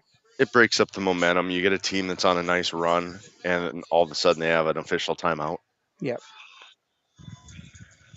Oh no, the ball went out. The ball went out. Ball went out of bounds. Gotta go to commercial for 5 minutes. Yeah. Right. And they were just on like a 20 to 2 point run. Right.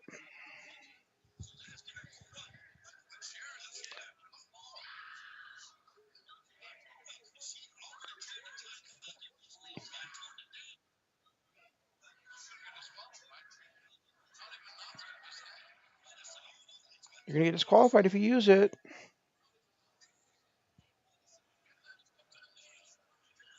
That's Kushida's stick. I mean that's Sheeta's stick. Kushida. I've been on Kushida tonight too. So I'm every sure you have. Japanese wrestler that starts with a K has been Kushida to me. So And Hikaru Shida has a K in her name. It's a pretty prominent letter in her first name. and in her last name. There's no K in her last name. Shida has no K in it. Oh, I don't know why I was thinking Shakita for a second. Oh my god. Oh, I may be fully losing my mind. Perhaps. Perhaps you are.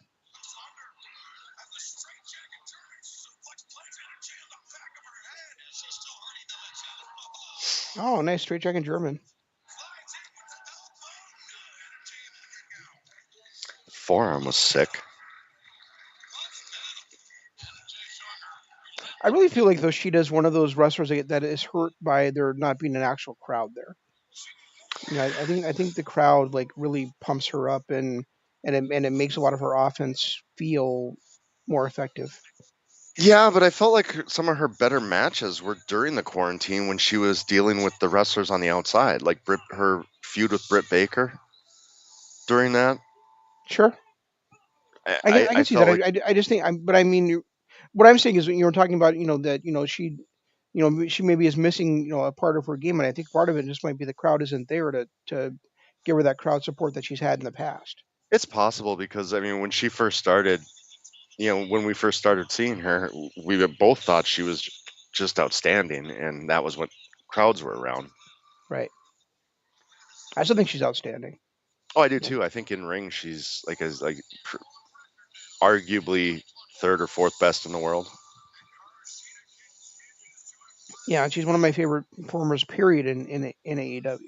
Yeah, yeah, absolutely. I mean, it, I mean, it's probably Omega. Kenny, Hangman, and then her for me.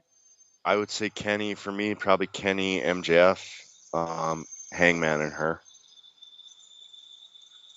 Yeah, Of MJF. of MJF I think is really good on the mic, but I don't think his ring work is that good. oh, here's that Abaddon. Foreshadowing, folks. Foreshadowing.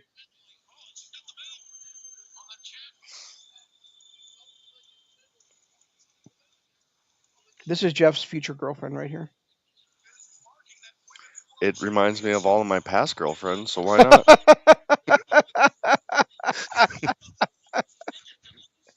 More foreshadowing.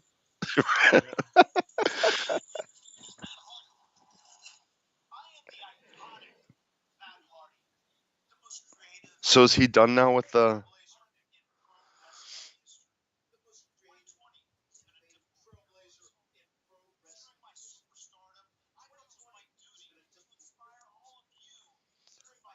This is a version one promo.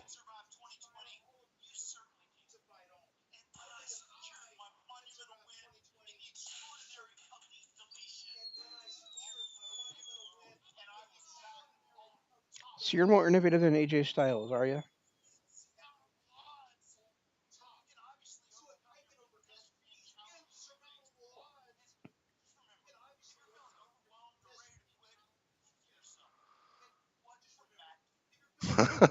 Okay.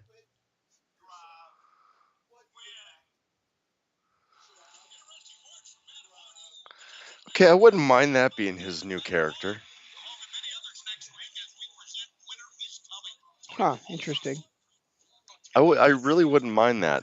He kind of has that. Remember Diamond Dallas Page when he came over to WWF and had that motivational speaker type Yes. of. I could see Matt pulling off something like that.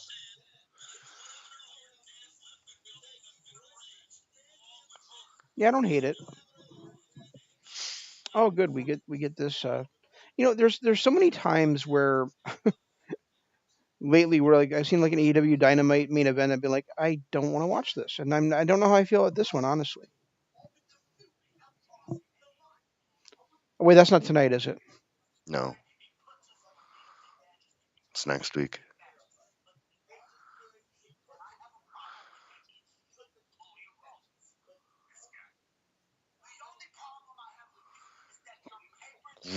add to it, BC.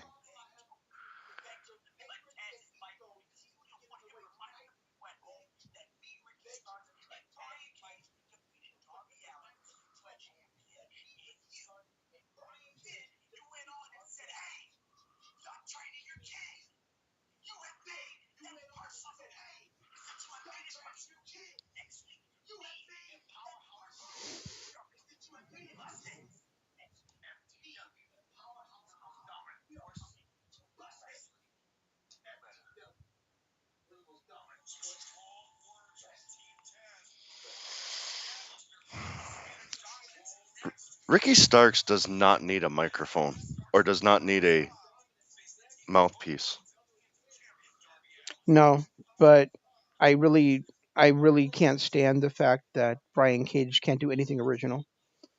right? He's got to steal the Terminator clap from Kenny, Yep, and he's got to steal the Who Betta from Canyon. yep.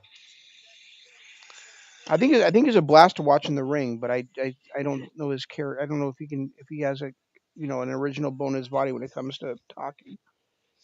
Did you catch his brilliant commentary that he threw in the middle of Ricky's rant? What did he say? I don't even remember, but it was just like a couple of grunts was all I heard.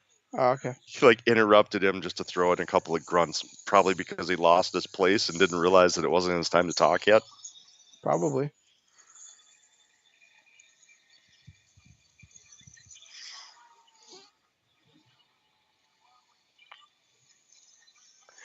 The Blade's mask just like creeps me out.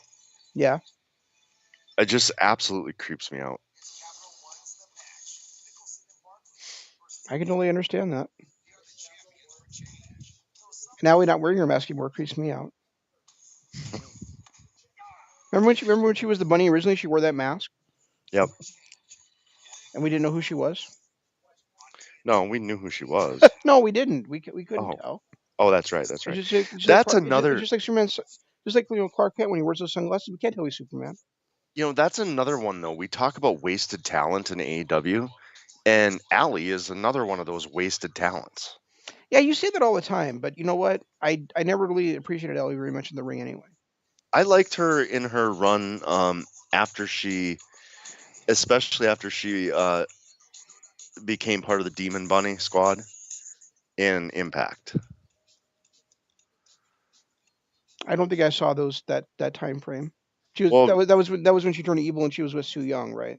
yeah, but remember before that she was fighting Su Young and they were traveling to different dimensions. And Yeah. I remember that there was that one pay-per-view where they spent time in a different dimension. I told you how much I hated it. I was gonna say I thought you hated that stuff. Yeah, I hated that one, but Allie's in-ring performance was great, especially after that. And when she came, she was the biggest female name to come to AEW, and they just never did anything with her. Granted, it gave Britt Baker a chance. No, I agree that she was the biggest name coming in. I just have never really been really appreciated what she does in the ring. Same thing with who's that one chick that's in Impact now. She used to be Emma in WWE. I can't think of what she's called now. Emma. Oh, I know who you're talking about. She Yeah, goes by her name now. yeah, and people just love her, and I've never gotten it. I never gotten I've never, anything from her. I've never understood her either, and the fact that she started that faction in Ring of Honor, and then both her and um, uh, Tennille hippie dude. Dashwood. Yeah, Wait, Tennille Dashwood is her actual real name? yeah, I yep. didn't know that. Holy shit, it is. That sounds like super made up, doesn't it? Kinda, yeah. But yeah, that's her real name. Crazy. One person I'm really starting to develop a liking Chubby for. for? Well, yeah, Oh, that too. sorry. And I see I was getting to that. And the reason why is because I've been following her on Instagram, and she is just hot as hell and does like ridiculous model shoots all the time. Wait, And what's Instagram? Jordan Grace. She's got married, didn't she? Yeah, and they just bought a house according to her Instagram. Okay.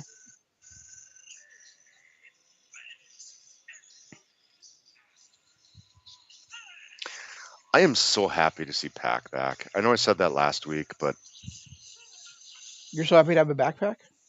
what's that? You're happy to have a backpack, did you say? Yeah, that's what I said. Yeah. He's one of those guys that was just on such a roll before COVID started. Yeah. And I it's and I always loved him in Lord of the Rings too. Jesus.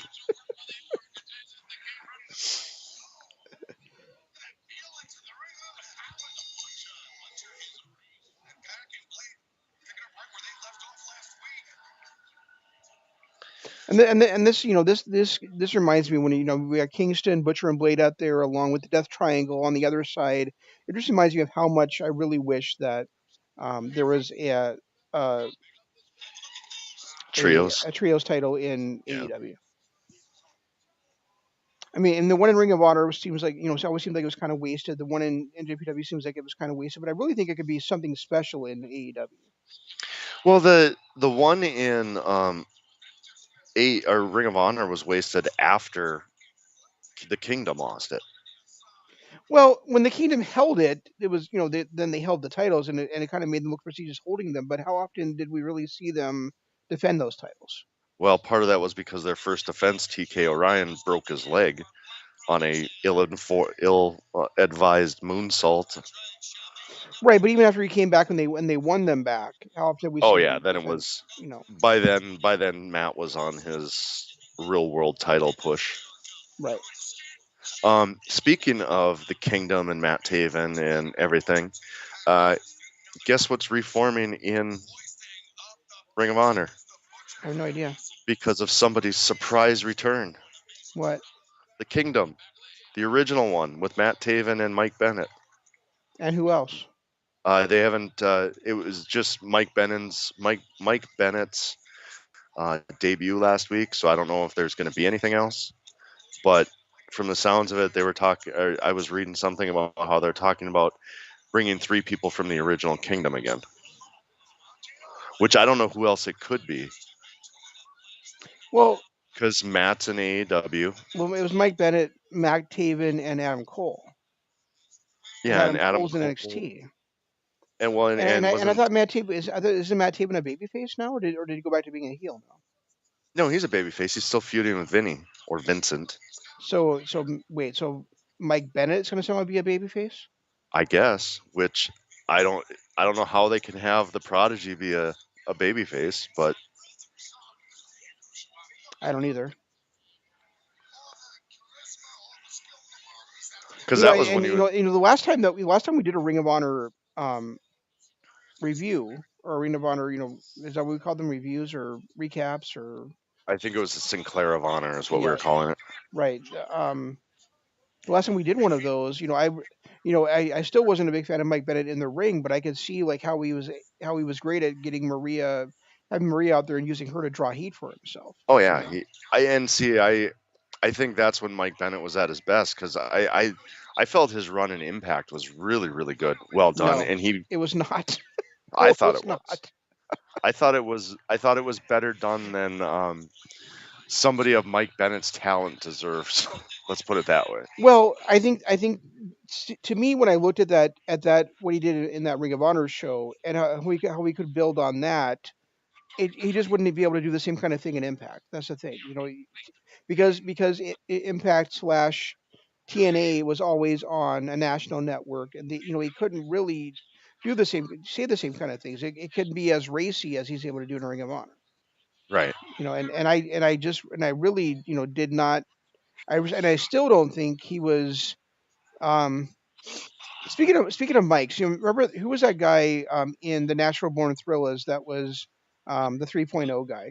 That's what Mike Bennett is to me. He's like he's never going to be above a 3-star match. He's an automatic 3-star match. Because So that, he's never gonna do better. He's never gonna do worse.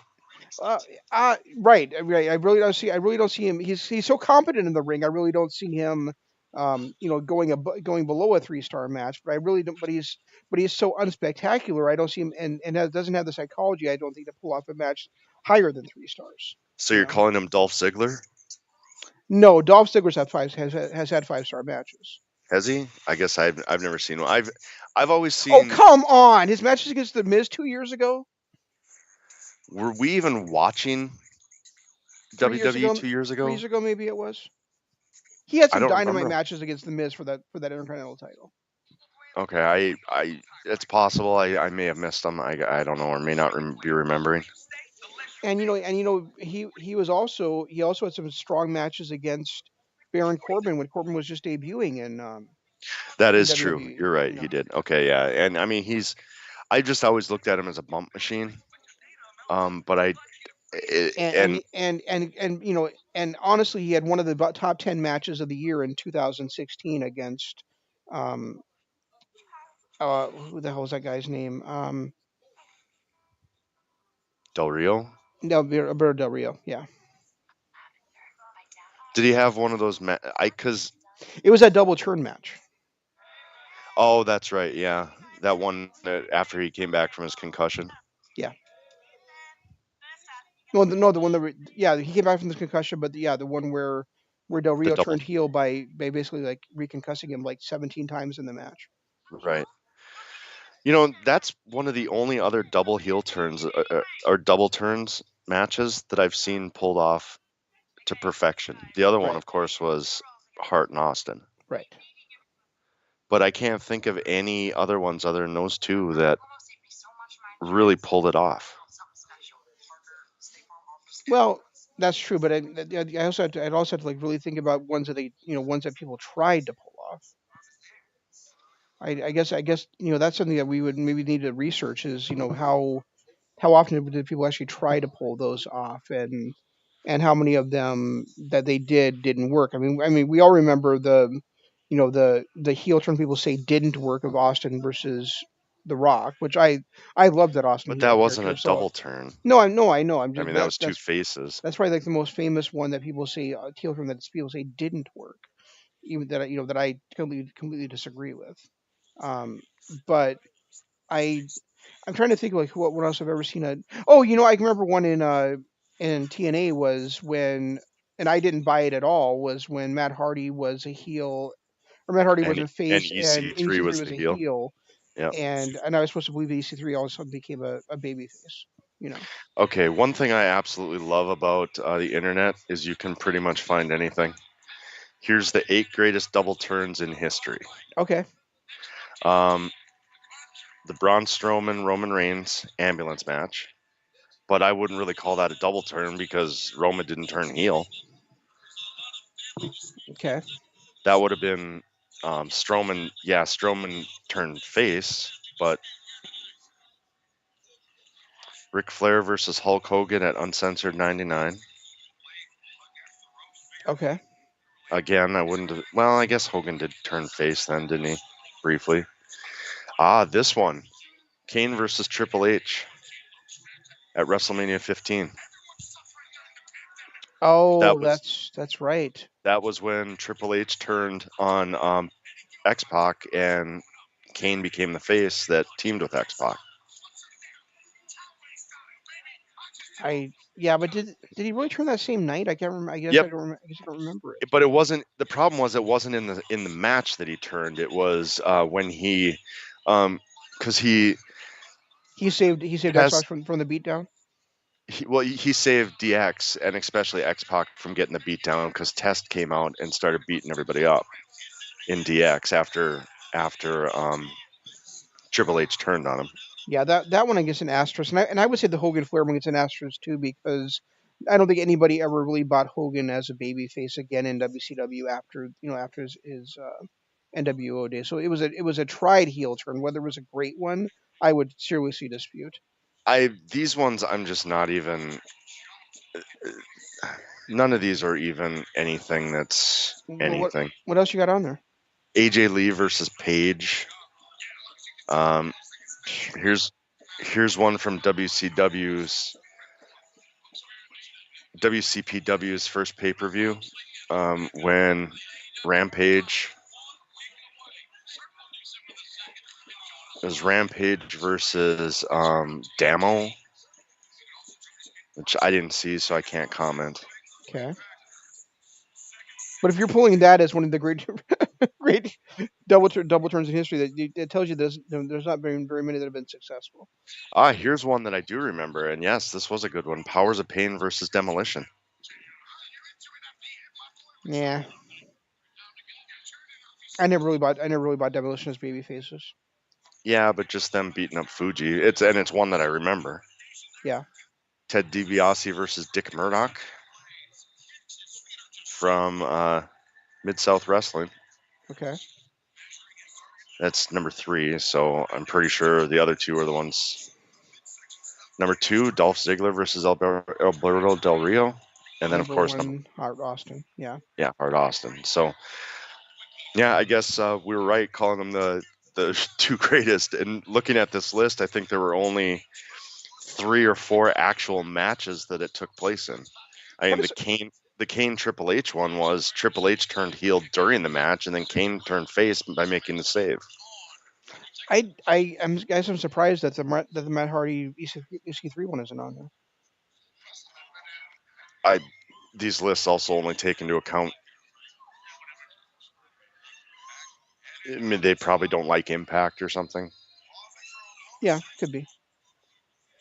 Oh, it's And What Culture, so that's why. yeah, so that's why they would have a what culture match on there versus versus a Versus the TNA Impact, yeah. match. Yeah.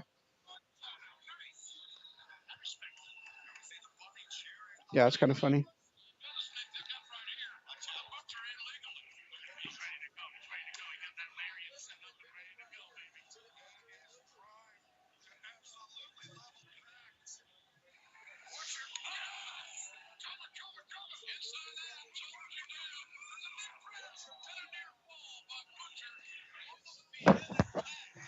Good night, Pack. Oh, he kicked out. He kicked out.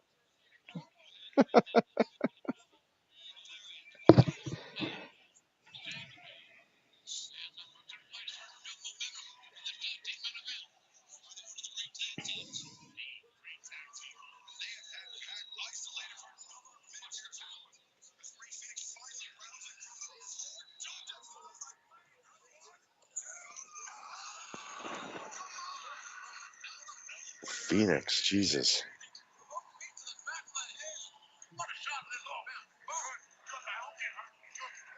Cat, you are crazy needy today.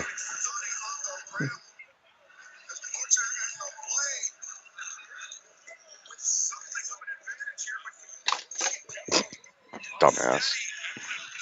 No, my cat. She was walking on the table and literally just fell off the side of it. Wow, that's quite a cat you have there. She's been like crazy needy today, like all day long. She's been up in my face trying to get pet or whatever. You know, it has reminds me. My son's done things like that twice. One time he was walking. Um, he was walking on a dock, not paying attention to what he was doing, talking. He just walked right off the edge of the dock, right off the end of the dock. Another time he did the same thing. He was like walking, talking to his sister, walked right off the edge of the porch. That's hysterical. Luckily it was like where we had a bunch of snow, so he just walked right. So he just fell right into a snowbank, so he didn't hurt That's himself or actually anything. But that's actually funny. So where the hell was Pentagon during all this? I'm not sure. He came out with them. Yeah, but why is he letting Eddie Kingston pull shenanigans? Where is he? Is he even out there? No, It doesn't look like it.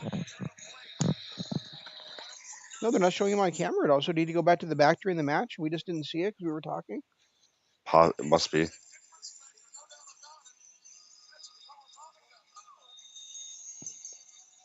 And once again, fucking Ray Phoenix has to take the job. Yeah.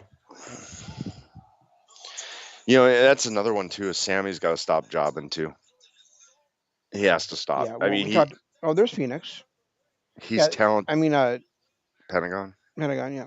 And, yeah. I mean, we talked about that before. He definitely should have won that stupid elite deletion match. Right.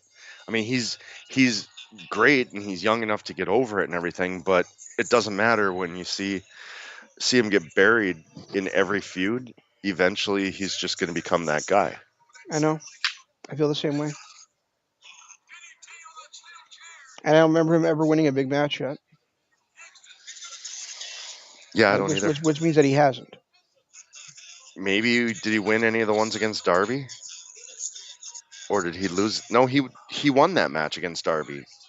The one that took like they fought for like 20 minutes, but there was only 3 minutes of actual ring time because they fought before the bell. I think it was Revolution last year. No, he lost at Revolution. He might have won the rematch on Dynamite. He lost at Oh Evolution. no He lost at no Revolution he though. yep he lost that feud because that was Darby's payback feud. Remember he had the Sammy's name, Who's that? Oh, Lance Archer. what is he trying? Is it gonna be Death Rectangle now? Or is he just gonna become the Murder Hawk again, just destroy everybody? Could be. And remember, he and Kingston have had words about about who really won that battle royal too. Well, and the fact that that's another guy that Cody just buried. He Lance Archer should have been the first TNT champion. No, there should have ever been a first TNT champion. Well, yeah, there is that, but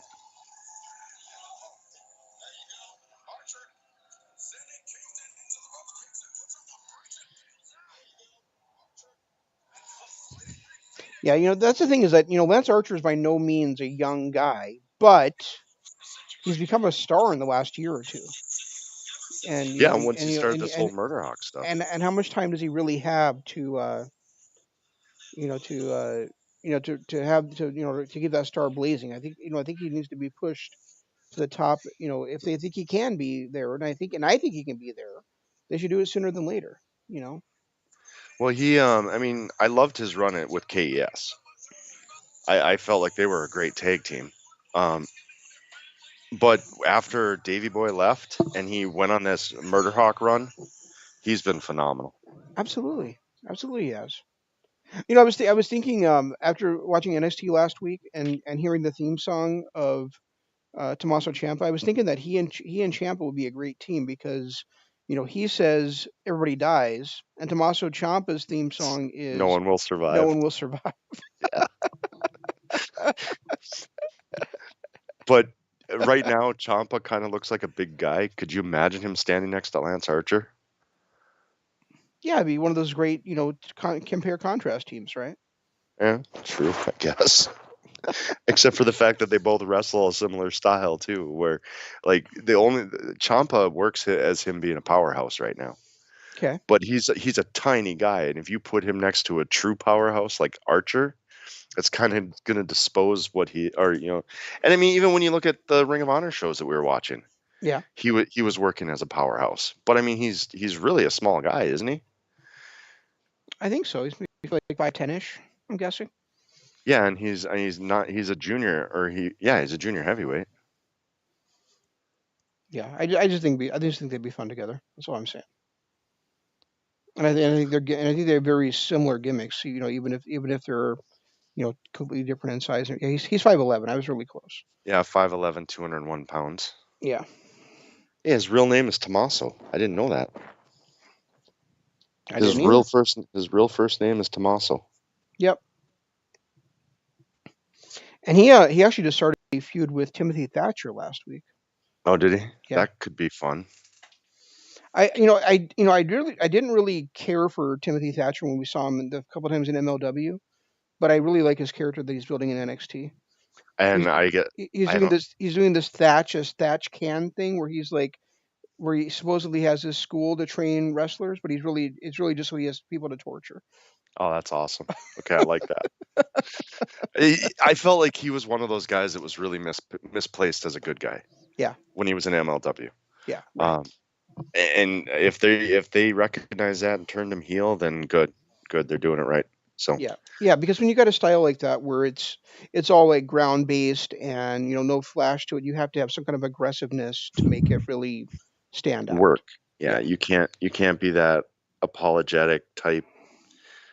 I don't. I just didn't. I like you Earnest. said. You can't be earnest. I didn't buy Yeah. into his character in NXT or in MLW. Yeah, I think you will. I think you would in NXT if you gave it another chance. But I understand you're not going to. That's okay.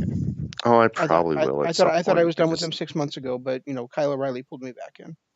I and I probably will at some point. Like I said, I've just been so into Supernatural right now that I haven't watched the wrestling I should. Oh, I tried that wine I told you earlier. My wife and she didn't really care for that. Oh, she didn't. Okay. No.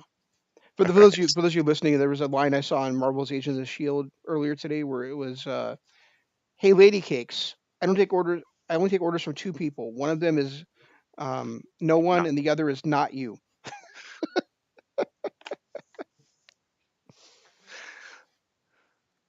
Melissa looked at me and said, "You're funny." Sounds about right. Sounds about what I would have heard her say.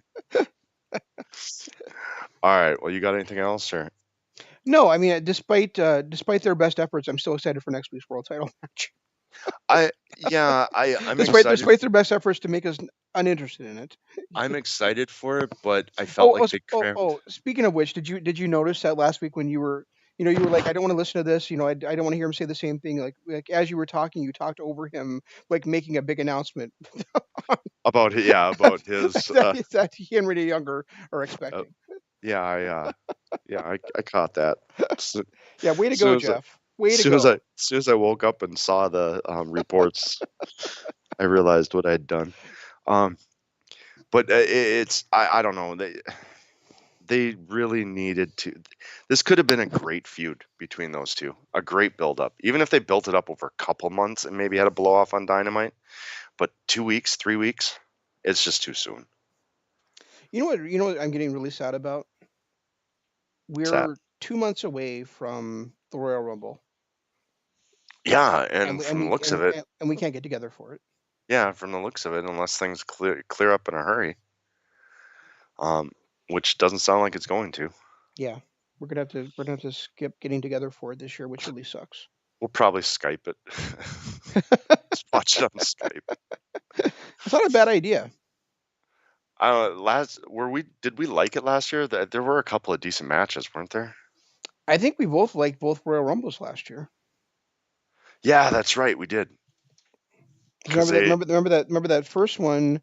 Other than Charlotte winning, we really liked it. And and then the men's one, it was like basically like Brock Lesnar dominated until he got like eliminated by Drew McIntyre. Drew McIntyre, and then that rest of it was just fantastic as well. So Well, and Drew's comeback with it and everything, and like you said, you're right. I mean, didn't Brock go through 13 people or something like that? at least the first 10. I can't remember if it was 13, Well, but at least the first 10. he tied Kane's elimination record, Kane Did and he? Roman Okay. Reigns, but he Okay. didn't beat it, and both of us were like, that was stupid. You have him dominate like that, you have to have him beat the record.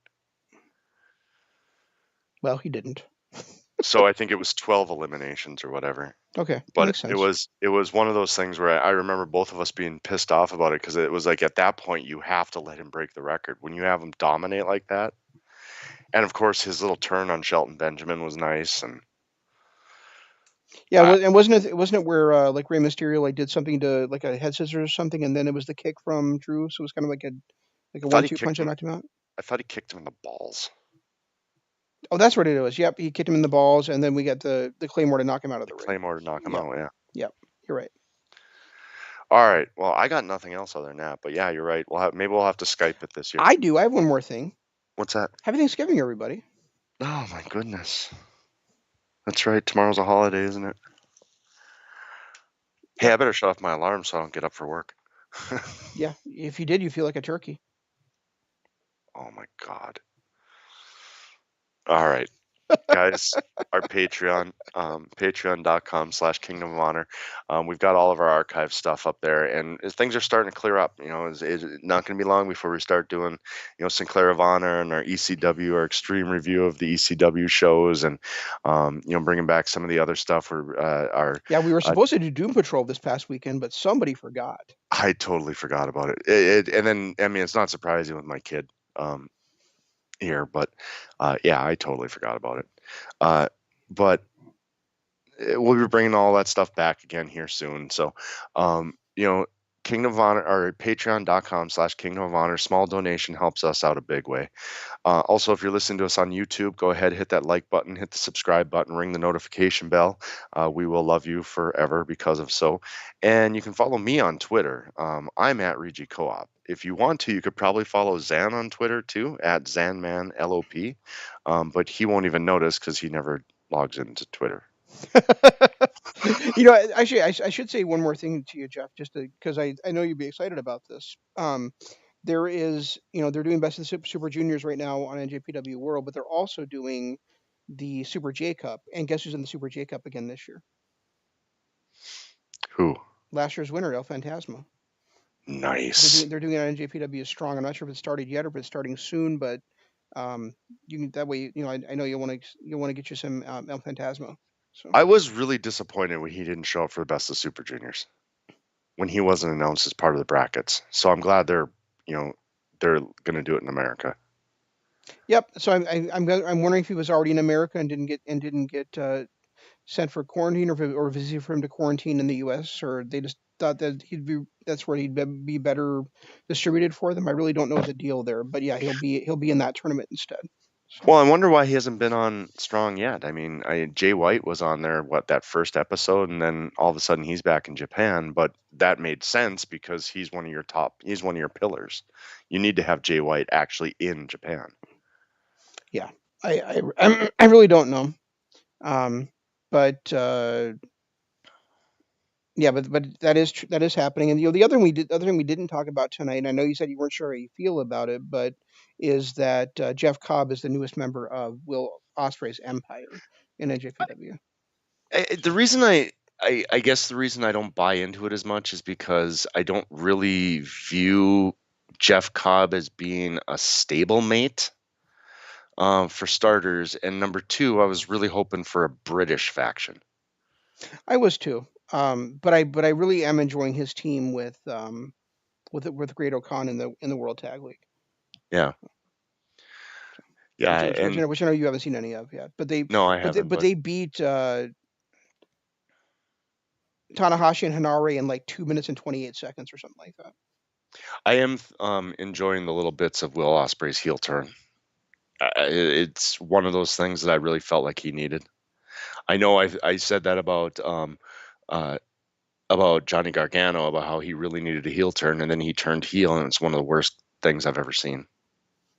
Well, I think Osprey needed a heel turn mostly because he was never going to step out of Okada's shadow if he didn't do that. Because If he Okada, stayed in because chaos, as much as we've been begging it for it to happen, Okada's never turned heel. You know, no, no. so Osprey kind of had to do that. And now maybe he'll get that same treatment that Jay White got 2 years ago when White got the big win over Okada at Wrestle Kingdom. Hopefully, the same thing will happen with Osprey this year. That'd be nice. Yeah. That would be nice. It is funny that 2 years in a row. Um, is it two or three? Well, no, wasn't Jay White turned what 2 years ago now? Was it? Yeah, it was. Yeah, it was And 2018. Yeah. and then Osprey turned this year. So 2 out of 3 years we've had some pretty big turns on Okada. Yeah, well, we had two huge turns this year. We had Evil turning on Naito, and we had Osprey turning on Okada. Yeah, yeah, that's well, they had to revamp their and I wonder what's going to happen with the whole evil Jay White thing too. Because this isn't like it was when Kenta challenged Naito and Jay White was backing him. This is they are definitely butting heads over who the actual leader is. Well, see, and this is what you were talking about earlier with AEW is you get to wonder because it's going to be a long term storytelling. Right. It might be the fact and we might not know what's going to happen with them until Dominion or even later than that. Yeah, and NJPW is good at that. I mean, their storylines take years. Yep, they're exactly. not they're not done with their storyline just a couple of in it's not a 1 month blow off. And that's where I felt like AEW was doing a good thing with some of their long-term storytelling, but really name one long-term story other than the MJF Inner Circle that's going on. Yeah, I really can't. And before I, that, I, they I had mean, I mean, maybe, I mean, you could probably say the Bucks versus um, FTW, or I mean FTR. FTR, and well, FTW's feud with Cody and Darby, but it just doesn't feel like it's a long term where the payoff's going to be. Like they really dropped the ball on the Hangman Page heel turn. They're remaking Saved by the Bell. Are you fucking kidding me? What? God, I'm glad I shut my TV off.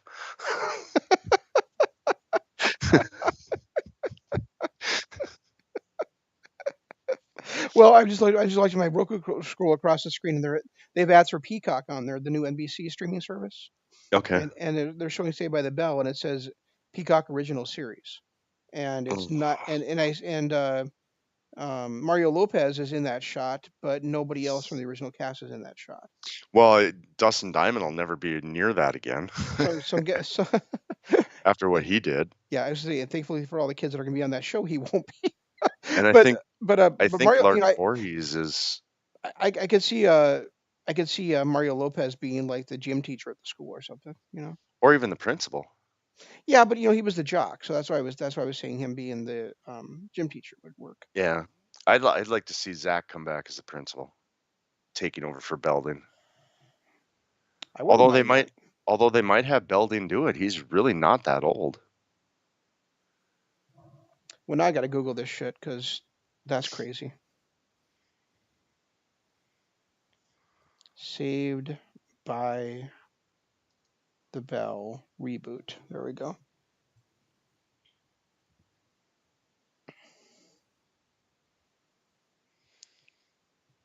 Wasn't Zach on some uh uh TV show like where he was a detective or something? Yeah, he was on Uh, NYPD Blue. okay. He replaced for a couple of years. He replaced David Crusoe when David Crusoe left. Oh, okay. Saved by the Bell reboot. Let's see. And I know Tiffany Amber Thiessen went on to do marvelous things. Actually, Zach, Kelly, Jesse, and AC Slater will be on there. Really?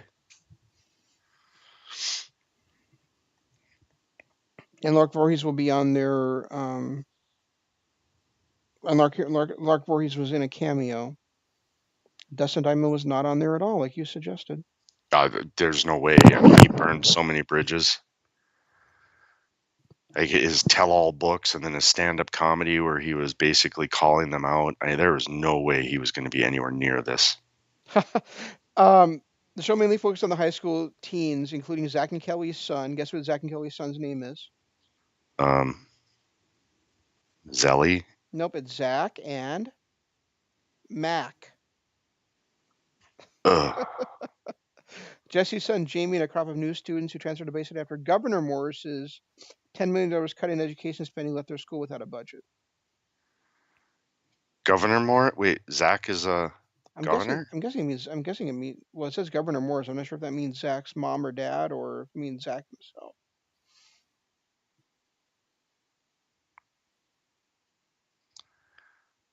And Slater is a gym teacher and football coach.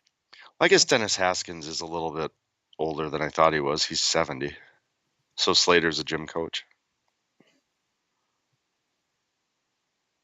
yep, yep, gym coach and football coach, gym teacher and football coach. How far have all their careers fallen that they're rebooting that? And all of them except Dustin Diamond are going to be back on it. Well, yeah, I mean, I think it's also probably just fun to revisit those characters too. But I think it sounds like it's really they're kind of on there to introduce the kids that are going to be the main stars of the show going Well, forward. that's what I'm wondering if it's going to be like a Full House, the Fuller House or whatever, where you had uh, Danny and Joey and Uncle Jesse were in the first couple episodes, and then they just left, and it became about the kids. Could be. That's probably more realistic. And Zack and Slater had a falling out over the years too. Oh, did they? Yeah, Didn't they? Weren't they? shocking. Weren't they always falling out? I I know mean, they were that's why I said shocking. the entire show. All they did was fight over Kelly.